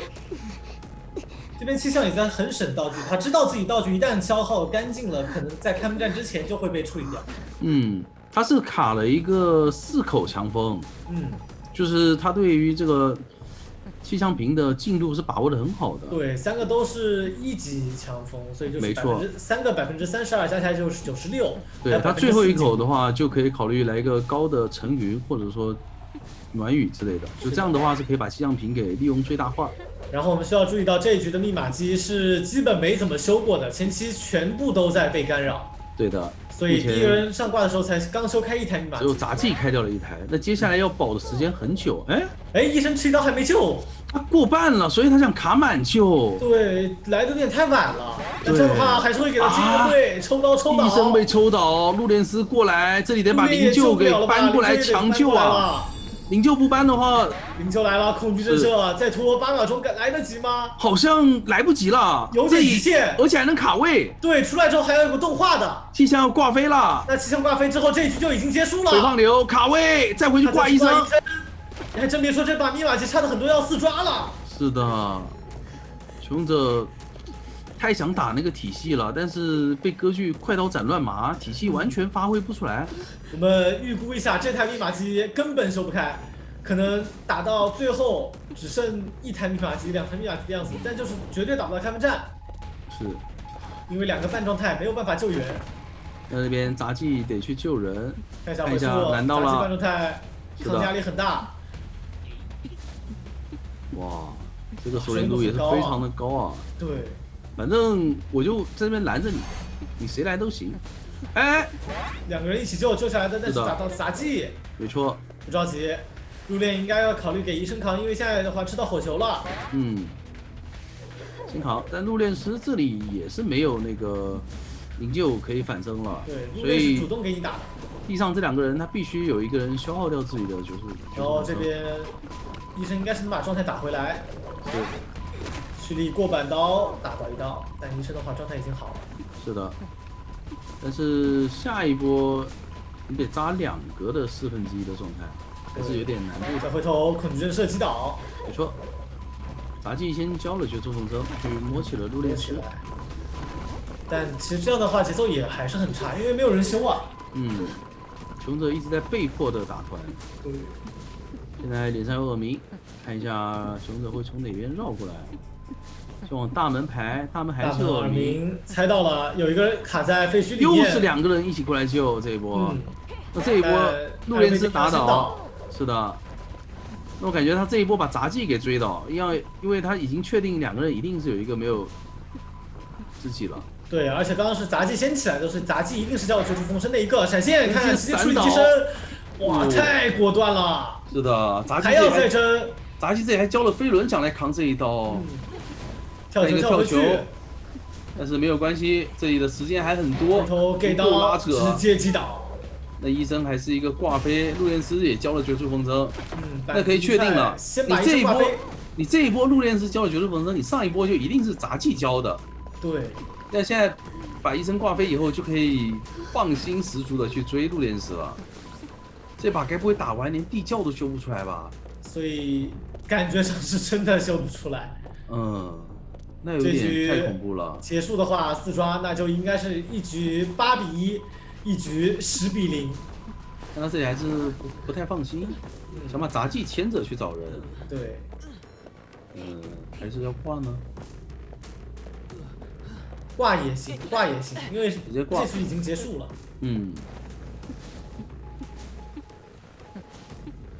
对于2D 来讲，18比1就在眼前。是的。很难想象到了8强之后还会有这样断层的一个比分。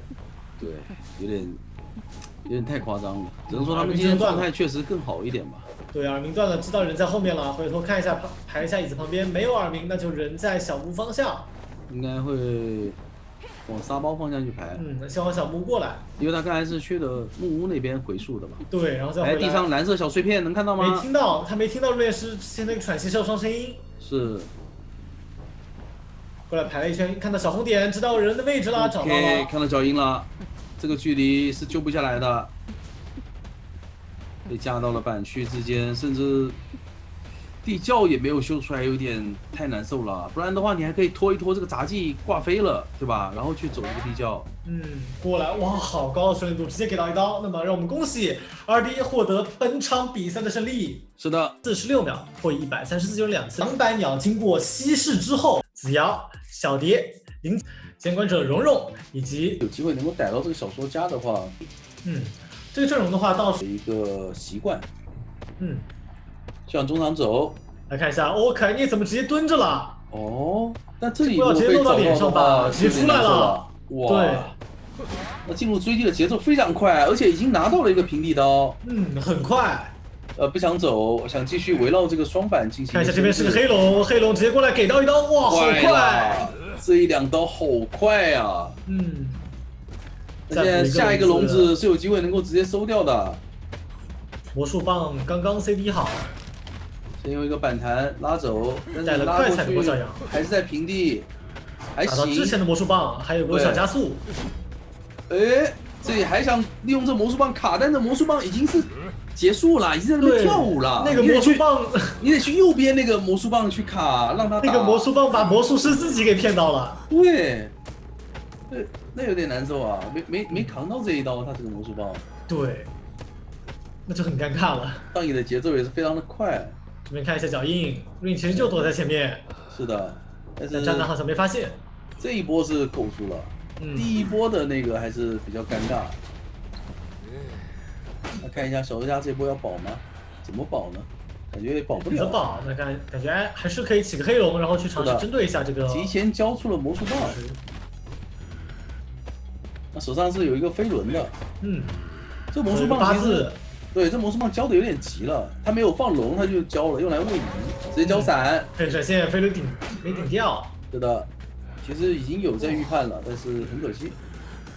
看得出来，可爱捏他的牵制真的很努力了，但是还是略显局促一点。然后再次挂到了甲门，甲门在一场修不开，可能得守墓人一会儿来补了。对，然后来靠皮球来这边再来进行一波救援。这个位置提前拦到，手上的阅历值倒不是特别多啊，救人应该还是能够救下来的。嗯，但是如果再拖一会儿，一个震颤，是的，拉到椅子面上，那这一波魔术师掏下来，感觉得考虑往一个角落倒了。稍微倒还是一波黑龙，哎，但是他是外面，怎么在外面啊？对，抽到还 OK。他在外面，那就往角落倒吧。然后算一下场上密码机，第一波淘汰的话，场上密码机到3台左右，对于渣男来讲是一个大概率要多抓的局，4不4还不一定，但是基本上是稳3，只要节奏能稳得住。这一波对他来讲，看下一波节奏能不能续得快一点。先把父亲的板踩了。外面2位求生者也是正在进行调整，这波渣男能不能找到呢？找到的话就有机会多抓了。因为求生者在这段时间是没有在破译的，对，都在治疗。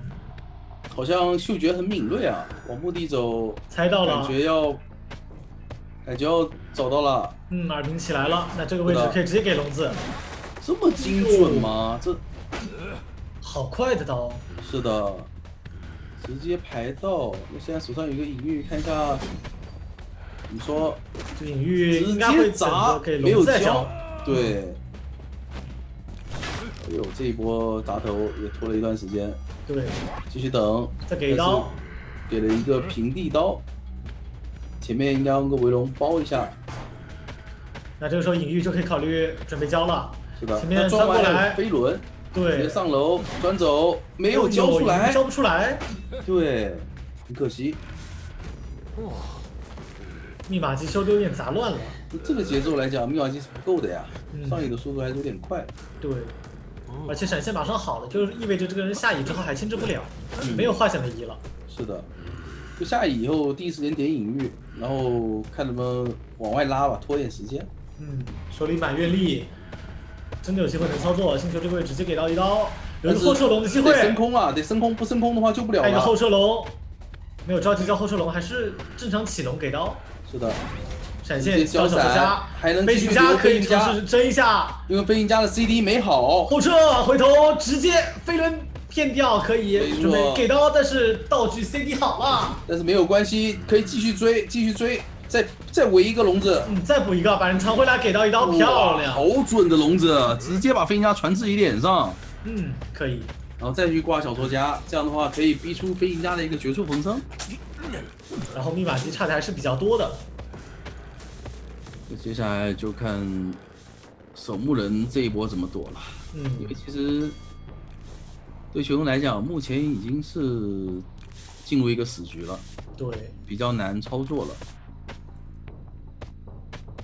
手上虽然还有喷气背包，但是起来其实也是很难牵制的。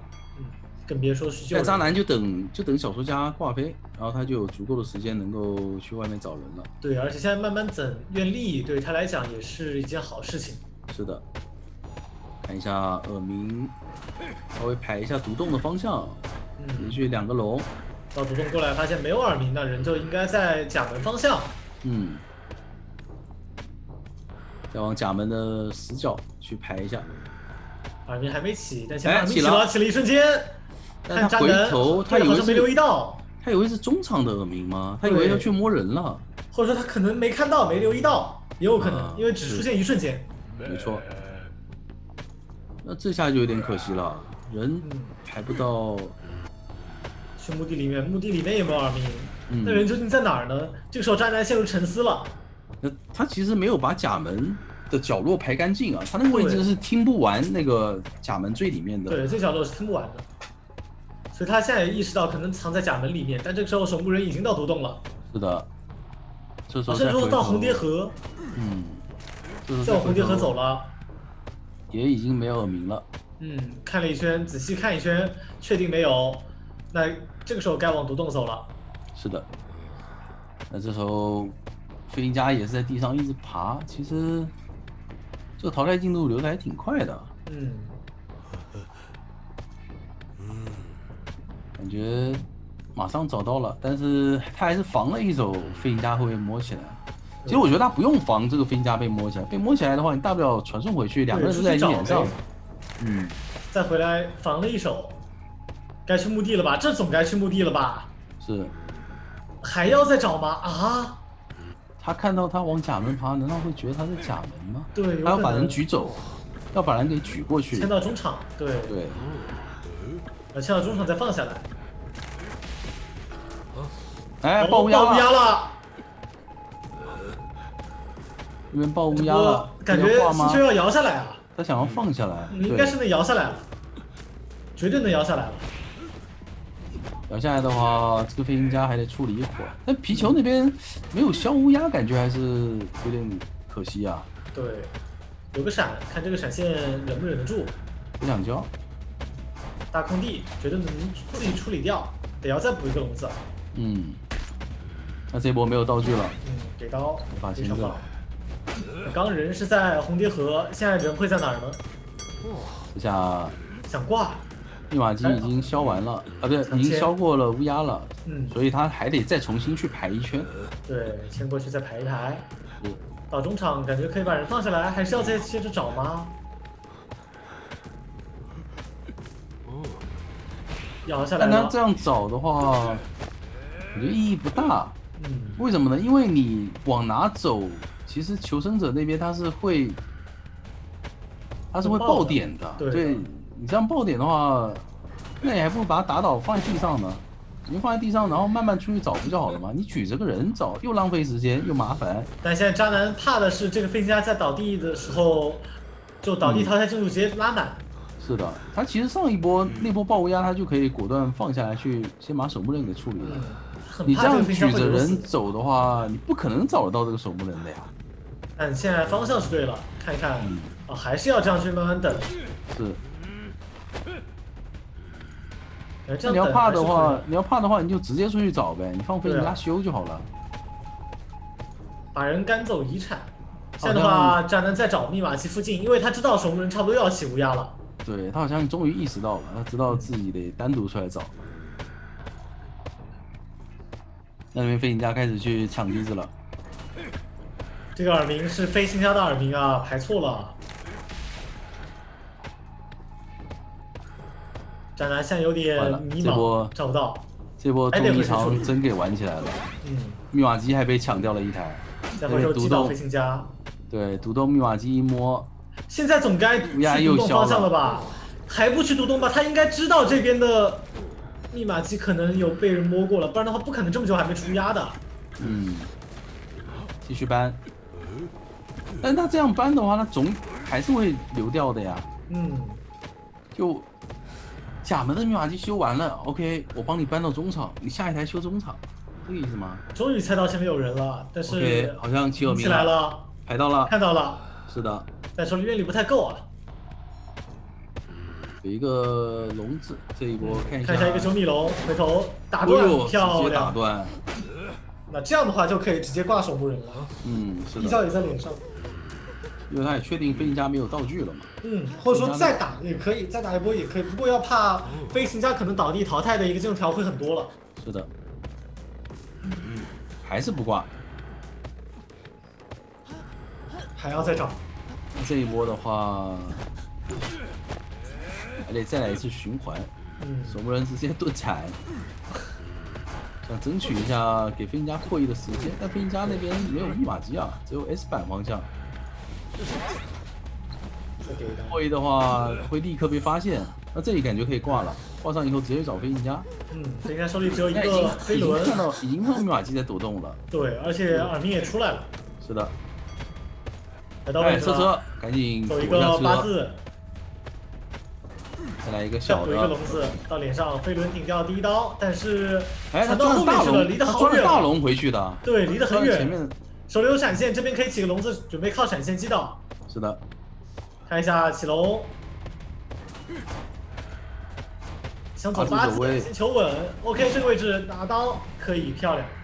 哇，杂兰在第一局的上半场直接拿下了一个4抓，经过了Rain Point 93，咱们命中一次就人一刀，感觉爆点，你从哪边过来我都可以跟你进行。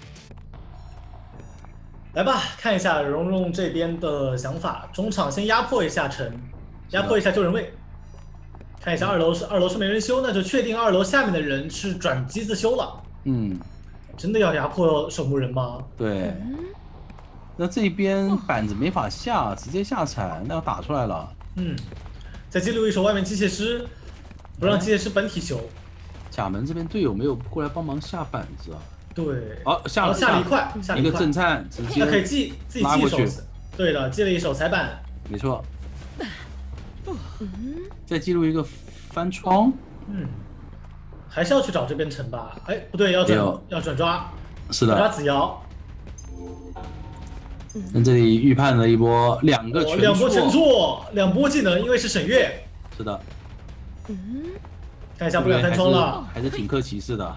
先交一个飞轮，想拖过这个沈月的时间。自己的，哦呦，头盔差1秒钟，但凡多1秒钟，这个头盔就可以直接猜平 A 了。是的。还在边走路边用沈月影响外面的密码机。因为你刚刚沈月用过，所以我猜你这个时候大概率开不了技能，直接一个出刀。出刀加相持，给到自己一波移速。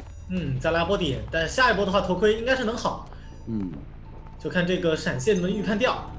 一个出刀，又是一个相持，对，然后再来一波沈月，又全部猜完，那闪现可以击倒了。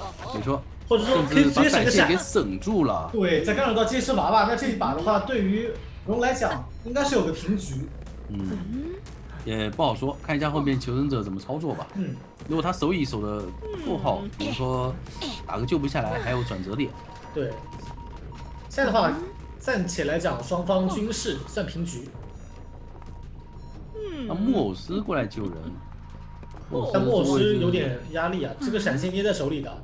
也还好，感觉只要路易正常交，对吧？我交2个路易还是能到椅子面前的。对，先骗一波，看这个角度，闪现想闪现打震慑，但是能拿到1刀也不错。对的。他其实看到你往后撤，他也是大概率能够知道你想打一个什么偷袭了。卡了个半，那只要得赶紧把人带走，带离这台遗产。浮兔密码机破的很舒服啊。对，这把基本上没有被干扰到，除了娃娃在墓地的一波。对。墓地这台蓉蓉是要压住的，然后中场这台也要压，看一下中场这台2个人在修，想控娃那台，不着急。这就我们前面说过的，你在2楼这个地方卡着，监管者他得考虑说你会从哪个地方下来。有3条路嘛。但这个人好像打算卖掉了。对，应该是要尝试走一个。不是这么死跑过来救吗？这个投篮还要这样卡的，一波震颤推开，哎呦打椅子，哇极限救下来，看还无伤了，还能扛刀。对，就这个机子精度，你要真要来讲要扛刀的话，是有概率能够的。是的，但是也得教沈月去封一下墓地的密码机，继续封到了。这找机会帮我们下板吧。但手里的板子沈月不算特别多吧，应该。2楼得锁一下，差一点打到了守墓人的铲子。那这块板也可以帮忙卡。完了，这砸头密码机感觉有机会够啊！手上已经没有沈月了。对，2台80的机子了。是的。现在偷袭一下2楼的密码机，这边机械师只能往下翻。那守墓人对守墓人得找机会回去补一下密码机。现在蓉的想法应该是看看能不能打机械师一刀，把机械师状态消减下来之后，场上4个人全员残状态。那这个时候如果打一波上挂节奏是有机会翻盘的。中场那台机子是这一波再砸一头，求生者基本功非常的强硬啊。他们没有抢机子，在调整状态。蓉现在真的有点着急了呀。挂飞的骑士已经摸满了。到时候守墓人状态也要被调满。而且独栋这里也没有地下室。这边最后一丝娃娃，跳配娃娃盖了个板子。对，最后一丝娃娃还强硬拖了一个插刀。那这样的话，如果手里捏不到人，哪怕有闪现，但是密码机进度不算特别健康了。这3台密码机还离得挺远的。然后现在感觉到有点压力了。想要去找刚刚听到翻箱子的声音吗？应该听到了，要来深追。密码机锁住。是的。能退到78。那感觉楼上这台应该要先去把人逼下来，要先去把人赶下来。不管怎么样得先控，只要控得住就有机会。是的。就是外面找机会开台新的吧，我觉得。看一下，给到一刀 ，OK。那这样的话，小蝶再给到中场2楼压力。看一下2楼有没有人去破译。这边是有脚印的，所以他必须得上来看一眼。然后看到小蝶已经出去了，那这个时候手里又没人，这个时候记录员腿短的一个劣势就被发挥出来了。是的。求生者在盯着这个劣势打。因为你的沈月他始终会跟不上 CD 的。而且你这个闪现不敢交，因为你交了闪现，你没办法保证你开门战还有没有闪用。是。那现在的话是闪现最好机会，因为小蝶就在这下中场最大的遗产这边。如果说能够把它秒在1铲，还有机会。但现在看起来的话是比较有压力。抢一波窗，要闪了吗？闪了，直接闪。想抢一波机。但是外面有3个人啊。中场机子是可以抢的，有地下室。切成传送了。但是骑士有一个荣誉共鸣，看一下骑士要来吗？还是让别人来呢？现在场上3名求生者中场机子，就2台机子都可以给压力。这个人可以压满救一波。我觉得可以，也可以卖了，就守门人送给你。但卖了亏，2个人把机子开了。卖了亏，这是记录员。记录员的话少人，开门战是有压力的。但其实冲下去的话，能救为什么不救呢？对吧？你想看能救为什么不救呢？没有化险为夷，2个人得考虑是下面调整了。对，先交一个路易。这个位置可以考虑让守墓来扛一下，因为木偶师是没有回光返照的。这边想要直接强开，但密码机压的不是很死。我觉得不用这样冲啊，就直接在楼下让木偶师去摸守墓人就好了呀，就骗他，让他以为我有回光返照，对吧？我就原地摸。这样的话，点了30，有人管不到啊。这把对于求生者来讲还是有机会能走的。是的，2个门同时给压力，门被管住了。对，荣得本体控一个，然后另一边再控一个，手里传送20秒。没错，就当一个雕刻家来打。中场有一个脚印，中场始终会有人卡着的。对于荣来讲，这个是他的4抓的最有危险的点。守墓人那边应该是救不到，很难救得到。对，除非有个铲子能够铲下去。对，但是手里是根针。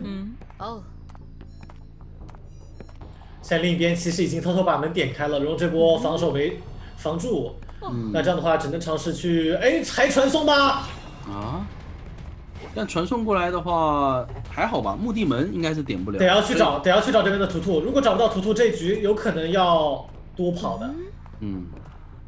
应该是能找到。还有一个护腕。对。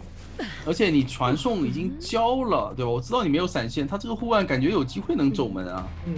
或者说让图图去走地窖，让城区走门也可以。是的。开始用这边必须得深追。地窖没有在中场，他还往中场走，他这里是想进前面的3板去牵制一波，但是有压力吧？3板不太好牵制。砸到头了。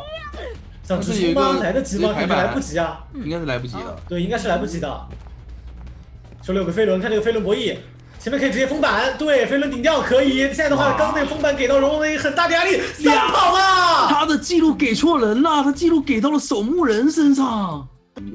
打板一阵就人2次，是的。艾雷倒还可以。人皇密码机的画家以及正，我感觉他也得去保个平局。对，保个平对他们来讲就好。这样的话，把平局这个优势给拖进第3局，有一个8比1的比分。对，现在渣男再把求生者往另一个半场赶，然后这个半场只有一个借尸，这样他借尸哪怕有一个娃娃，他密码机能破译的机子也不算特别多，因为娃娃肯定得带着本体走。没错。这边把大门附近的陶片都给复一复啊，后期还可以去管一下3连。对，你看3个求生者现在是大门都在那块位置堆在一起了，然后这个时候再回去找可爱捏，是给一手陶片加入他的一个博弈空间，然后慢慢等就好了。这一次想先吼一下啊，直接看一下喷一下，哦呦，痕迹线90多，要直接给1刀了。哎呦，他想在满之前拿1刀，如果满之前可以拿到1刀的话就很舒服了。但是再回头，再给侵蚀度45，飞轮顶掉，但是娃娃扛刀漂亮。是的，但是娃娃牺牲了也不赚，说实话。前面感觉可以靠着闪现，然后先闪过去，然后再喷一下，再给刀。没错，我们这个机会，闪喷，哇，闪喷喷中了！而且这一波伊斯人是有机会直接吼回来的，对，我要还在身上。要秒了，前锋看一下前锋来了吗？前锋的位置没有拉球，但是娃娃在外面，这波可以举着去把娃娃给处理掉。对，那前锋还不来的话，娃娃也走不了啊。是的，这波好亏啊。感觉前锋是这个时候应该站出来的角色。但是他没有考虑直接举过去打，他怕摇下来吗？对，有可能，怕拖太多时间。那这样的话，娃娃是不是还能往外跑一下？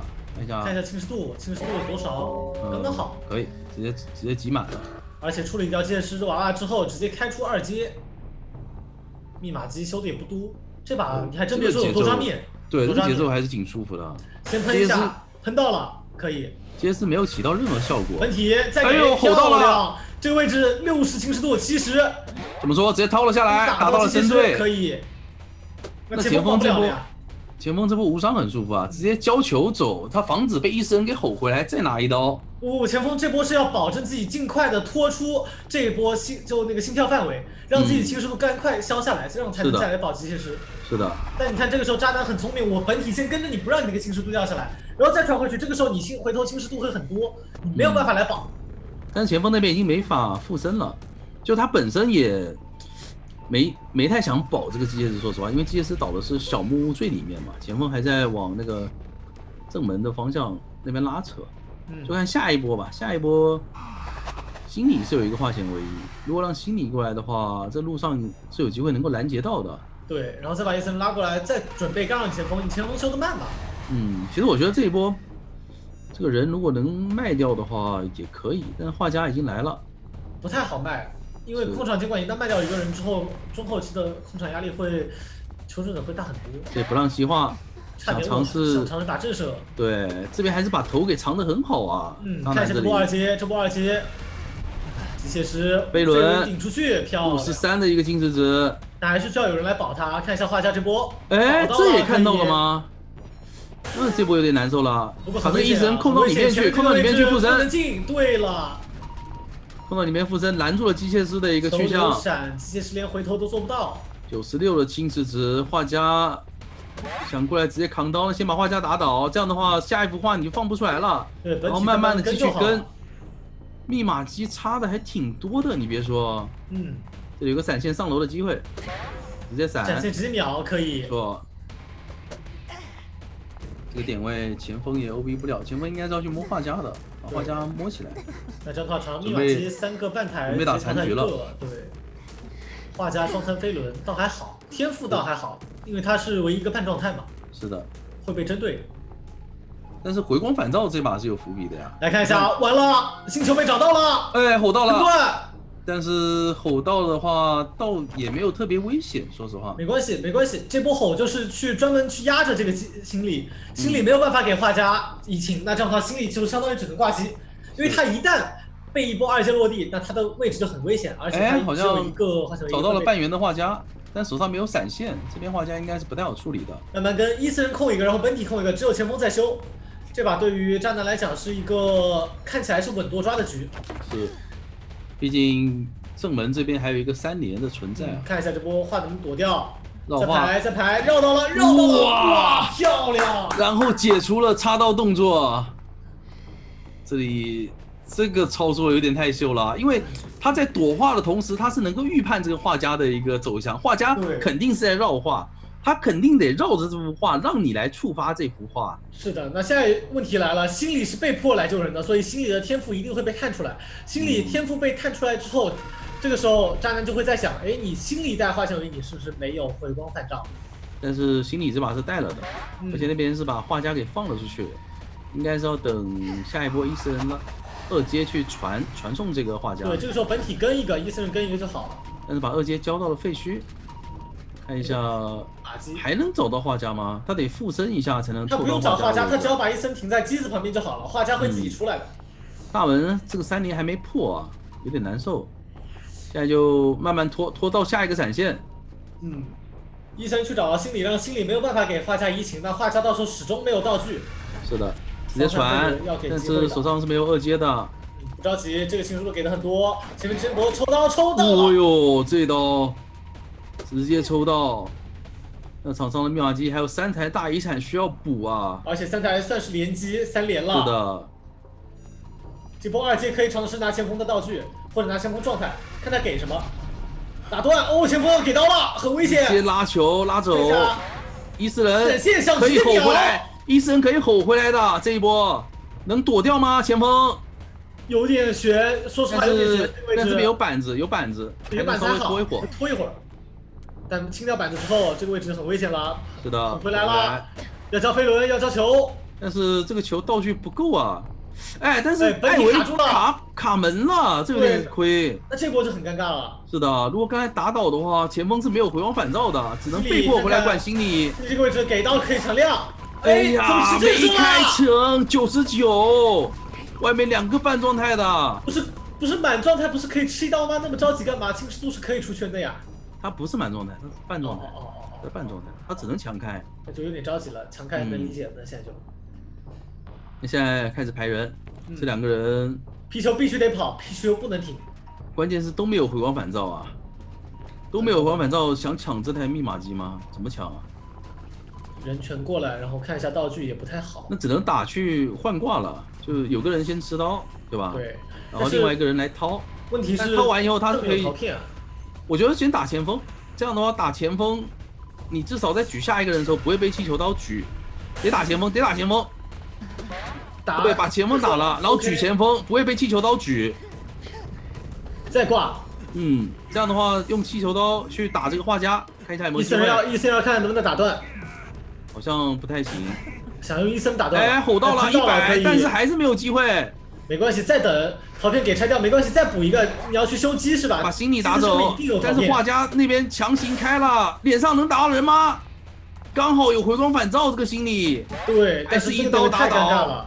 手里有2阶挂心理之后，医生可以直接出去。人全在大门呀，3抓起步，局感觉很难运营了。对，一定是3抓起步，4抓概率很大。心理直接挂飞，医生先去小门，然后本体追这个。而且最恐怖的是他闪现马上好了，这2个人前锋的飞轮能好，但画家的技能好不了。对，这把要是4抓的话 ，RE 基本上就很难再打下去了。因为这一把是圣心医院啊，圣心医院本身是求生的一个优势图，直接传过去。59、4、3，闪现马上好。没错。等一等这个闪现过来直接击倒。OK。防了一下飞轮。他们陶片可以去传。他不着急。先把伊森断掉之后本体再传。传到了210窗这个点位，前锋手上还有个飞轮，但是感觉很难操作啊。不过画家那边一会儿爬起来交这个窒息的话，还有拉扯的空间。对，因为现在手里没闪了，前锋不好处理。是的。伊森也在远端。画家自己现在有一个走一个的机会，看能不能把握住了。这陶片他能按住，他应该会吼一下，然后传。不太好传，因为大部分点。附身差几秒，那应该就是附身完，然后拉回来再传。拉回来，对，再打拉扯。然后画家这个时候看艾维不传的话，可以去骗传。对，摸了一下陶片，骗传，把2阶骗掉了，可以。是的，其实他当时还是先挂画家会好一点，挂画家至少稳3，对吧？稳3以后，这个正门他当时来看是点不开的。那现在想再拖一个传送，想再拖一个闪现，其实还是比较难的。来得及，因为画家身上的一个寄宿时间要到了。他没办法点门，对，然后就这样一直打拉扯就好了，就一直拖，把自己的闪现给拖出来，对，然后闪现再秒一个画家，等到伊森到时候再回头去找前锋就可以了。不管是秒画家还是秒前锋都行，看这一波闪现。现在要做的就是把画家尽量逼远，逼走小门的位置。对，就慢慢的拖，穷者其实已经很难操作了。然后这波前锋上情势度可以直接秒杀前锋。看一下，因为画家已经被逼到了废墟的位置。对，而且小门是有2块陶片的，他可以再传回去。是的。看一下只要画家涨侵蚀度，他就可以考虑传。还在涨，还在骗，骗到了，也不算骗到，这边是渣男主动传过来的。是的，他知道你就在这个圈附近，那我就直接过来了。又这样的话，风交完自己起来又可以被附身。对，而且小门还有2块陶片，他可以再拖另一块陶片的传送时间。闪现马上又要好了，但这个闪现之前的话，前锋能起来，还是要去处理一波前锋。这里再把医生拉到小门。后面陶片有 CD 的，不着急，他可以再把伊森拉回到大门，然后本体再传过去，但这个时间要卡好，1秒钟还不传。飞轮防了闪现，这个人别处理吧，还是先去管小门的画家。小门陶片能按住吗？有2个陶片，4，还有一个5秒钟，但是这里没关系，摁住开不了，这个门还是开不了，还开不了，顶多给你开到70。这波2阶落地还能再拖。是的。70、80，你还敢点 ？OK， 2阶落地58。关键是前锋他已经没有绝处逢生了。这把已经结束了，要奔着4抓去了，这太夸张了。想不到在圣心医院，居然被艾维找到了机会拿到一把4抓。Halo 真是给到我们很大的惊喜。对，这波喷有点着急，但是没关系吧？你架死在这里，只是时间问题了。对，再等一个激素就好，无所谓了。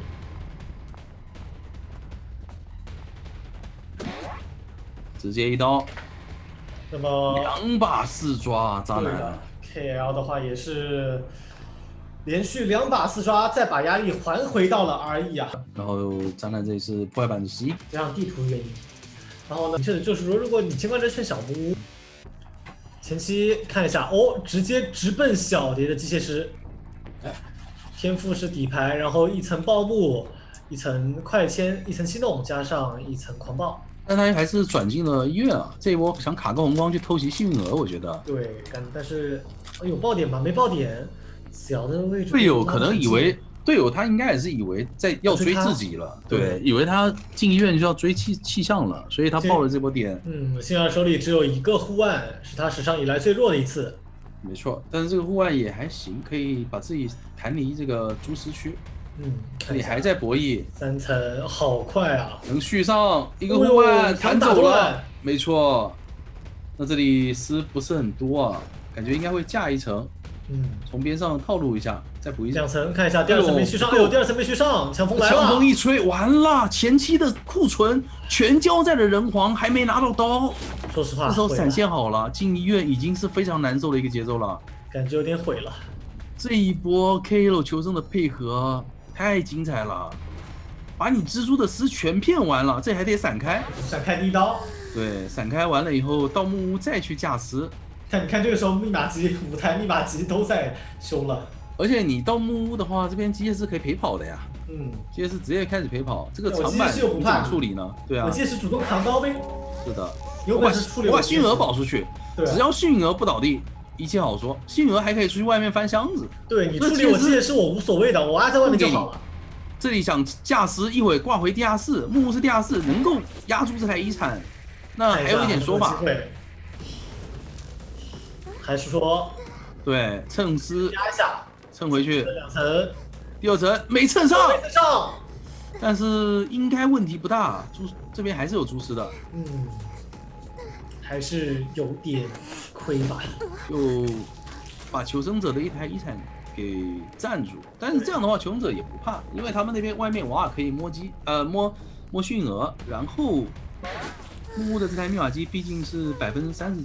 哎，你还别说，这把有点机会，因为佣兵秒救了。那秒救的话，机械师没收多少，机械师往外跑嘛。先拿1刀，然后看一下机械师的位置，他得打这个冲岛。对，机械师身上是挂着丝的，一个护腕直接往外弹，还够吗？2层。哎呦，佣兵弹不出去了，再打一个落地刀。你还真别说，有机会了。但是这一波跑的位置有点远了，前面看一下佣兵的位置也要倒在地下室附近。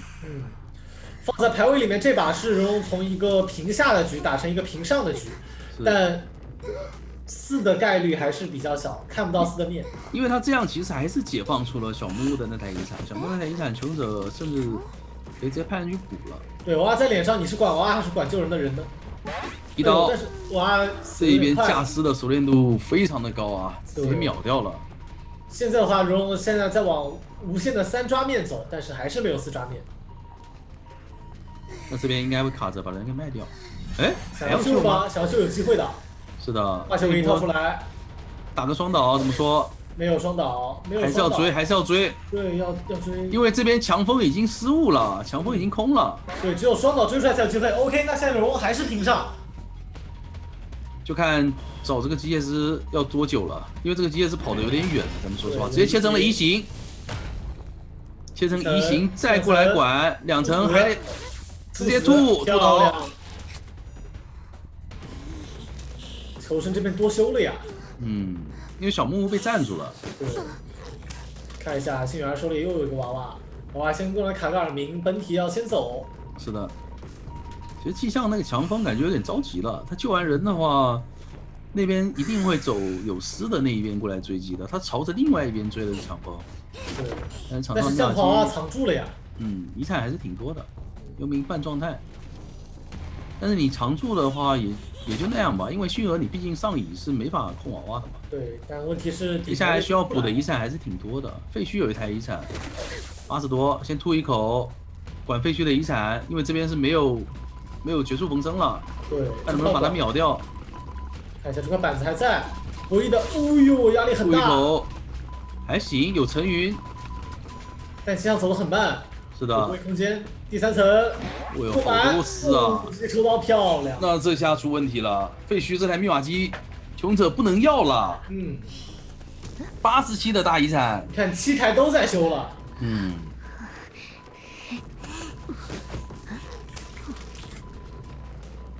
现在有4抓面了。有的。现在有4抓面了，就我觉得他摸了根针，没时间把自己扎起来。我觉得问题比较大的一点还是在于废墟的这一台不能带过来啊，没扎起来，而且这里还肥胖流，肥住了。幸运儿也不好救，有喷，看一下这吐能不能吐到，吐到就没了。对，吐到就是4抓。吐到，漂亮，恐惧震慑。哇，那这样的话，极限的4抓呀，太夸张了。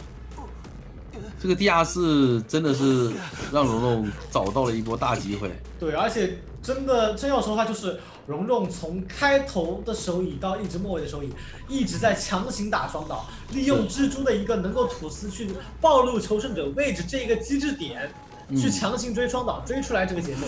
是的，我觉得问题还是在于迅儿他带的一个位置啊，他为什么要往废墟里面带啊？他知道废墟是一台坏板3个。跛脚羊，然后包括艾薇去追园丁，对，他正好真出来了。毕竟是单败淘汰赛，所以对他们来讲是没有真晋升这个说法。不成功变成人，对，直接选择往木屋去找画家，要背水一战了。皮球这边也是提前往大门拉点，手上有一个兴奋，就看能不能在画家画好之前先拿一刀。看一下第一波上惊喜没探出位置来，第2波上到一个红色的惊吓标记，没错。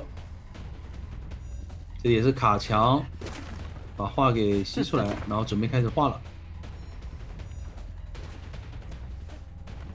看一下身躯拉得很近，前面有一个双球的机会，但画应该能体现出来。画，我躲掉了，兴奋。但是有没有机会能秒？有双球的，双球还能再拉一波。但他没有拉过来，选择先拿一刀，先拿一刀再拉双球，双球上还上到了，秒了，瞬间秒掉了。开局50秒秒画家。有点夸张，对他就是要等第1波给到时间。是的 ，OK， 我们回到比赛看一下这一波能不能排到人呢？对，这边勘探员是去修了病患的机子，让病患从大房方向直接过来。想先封一下，想沉默封一下，没有封住。对，但是还是上到了一个白球，这里有个打双球的机会。服用一刀，先拿一刀。应该是要考虑追双倒吗？没考虑。追双倒，那就是要去处理画家，因为这个节奏完全可以接受。那最关键的是画家这一波下乙以后，他的兴奋可能又好了。所以如果说想保这个3跑的话，把用画家的话逼出兴奋来，勘探员还得过来 OB， 这才是最关键的。只要 OB 下来一波，那么你监管者喧嚣这里得重新上3颗球，对吧？这还是挺拖节奏的。不过开2阶的话。这里如果能够拦住勘探员那还有点机会。勘太元已经绕了过来，脸上是园丁在帮忙做勾引。对，但这也是我们之前说的，你看密码器差的太多了，2挂的时候才2台半，是的，刚刚接近3台。我勘太元救完人的话，他自己会变成半状态啊。第一块实体没中，是的，双球直接打到。哎呦，解插！但这里生肖没有擦到。是的，还好，但是打出了双倒，那没法 OB 了。对，双倒再打出来又是双球，哇，收力度好高，而且兴奋也没有逼出，哎，预判闪现还翻回来啊！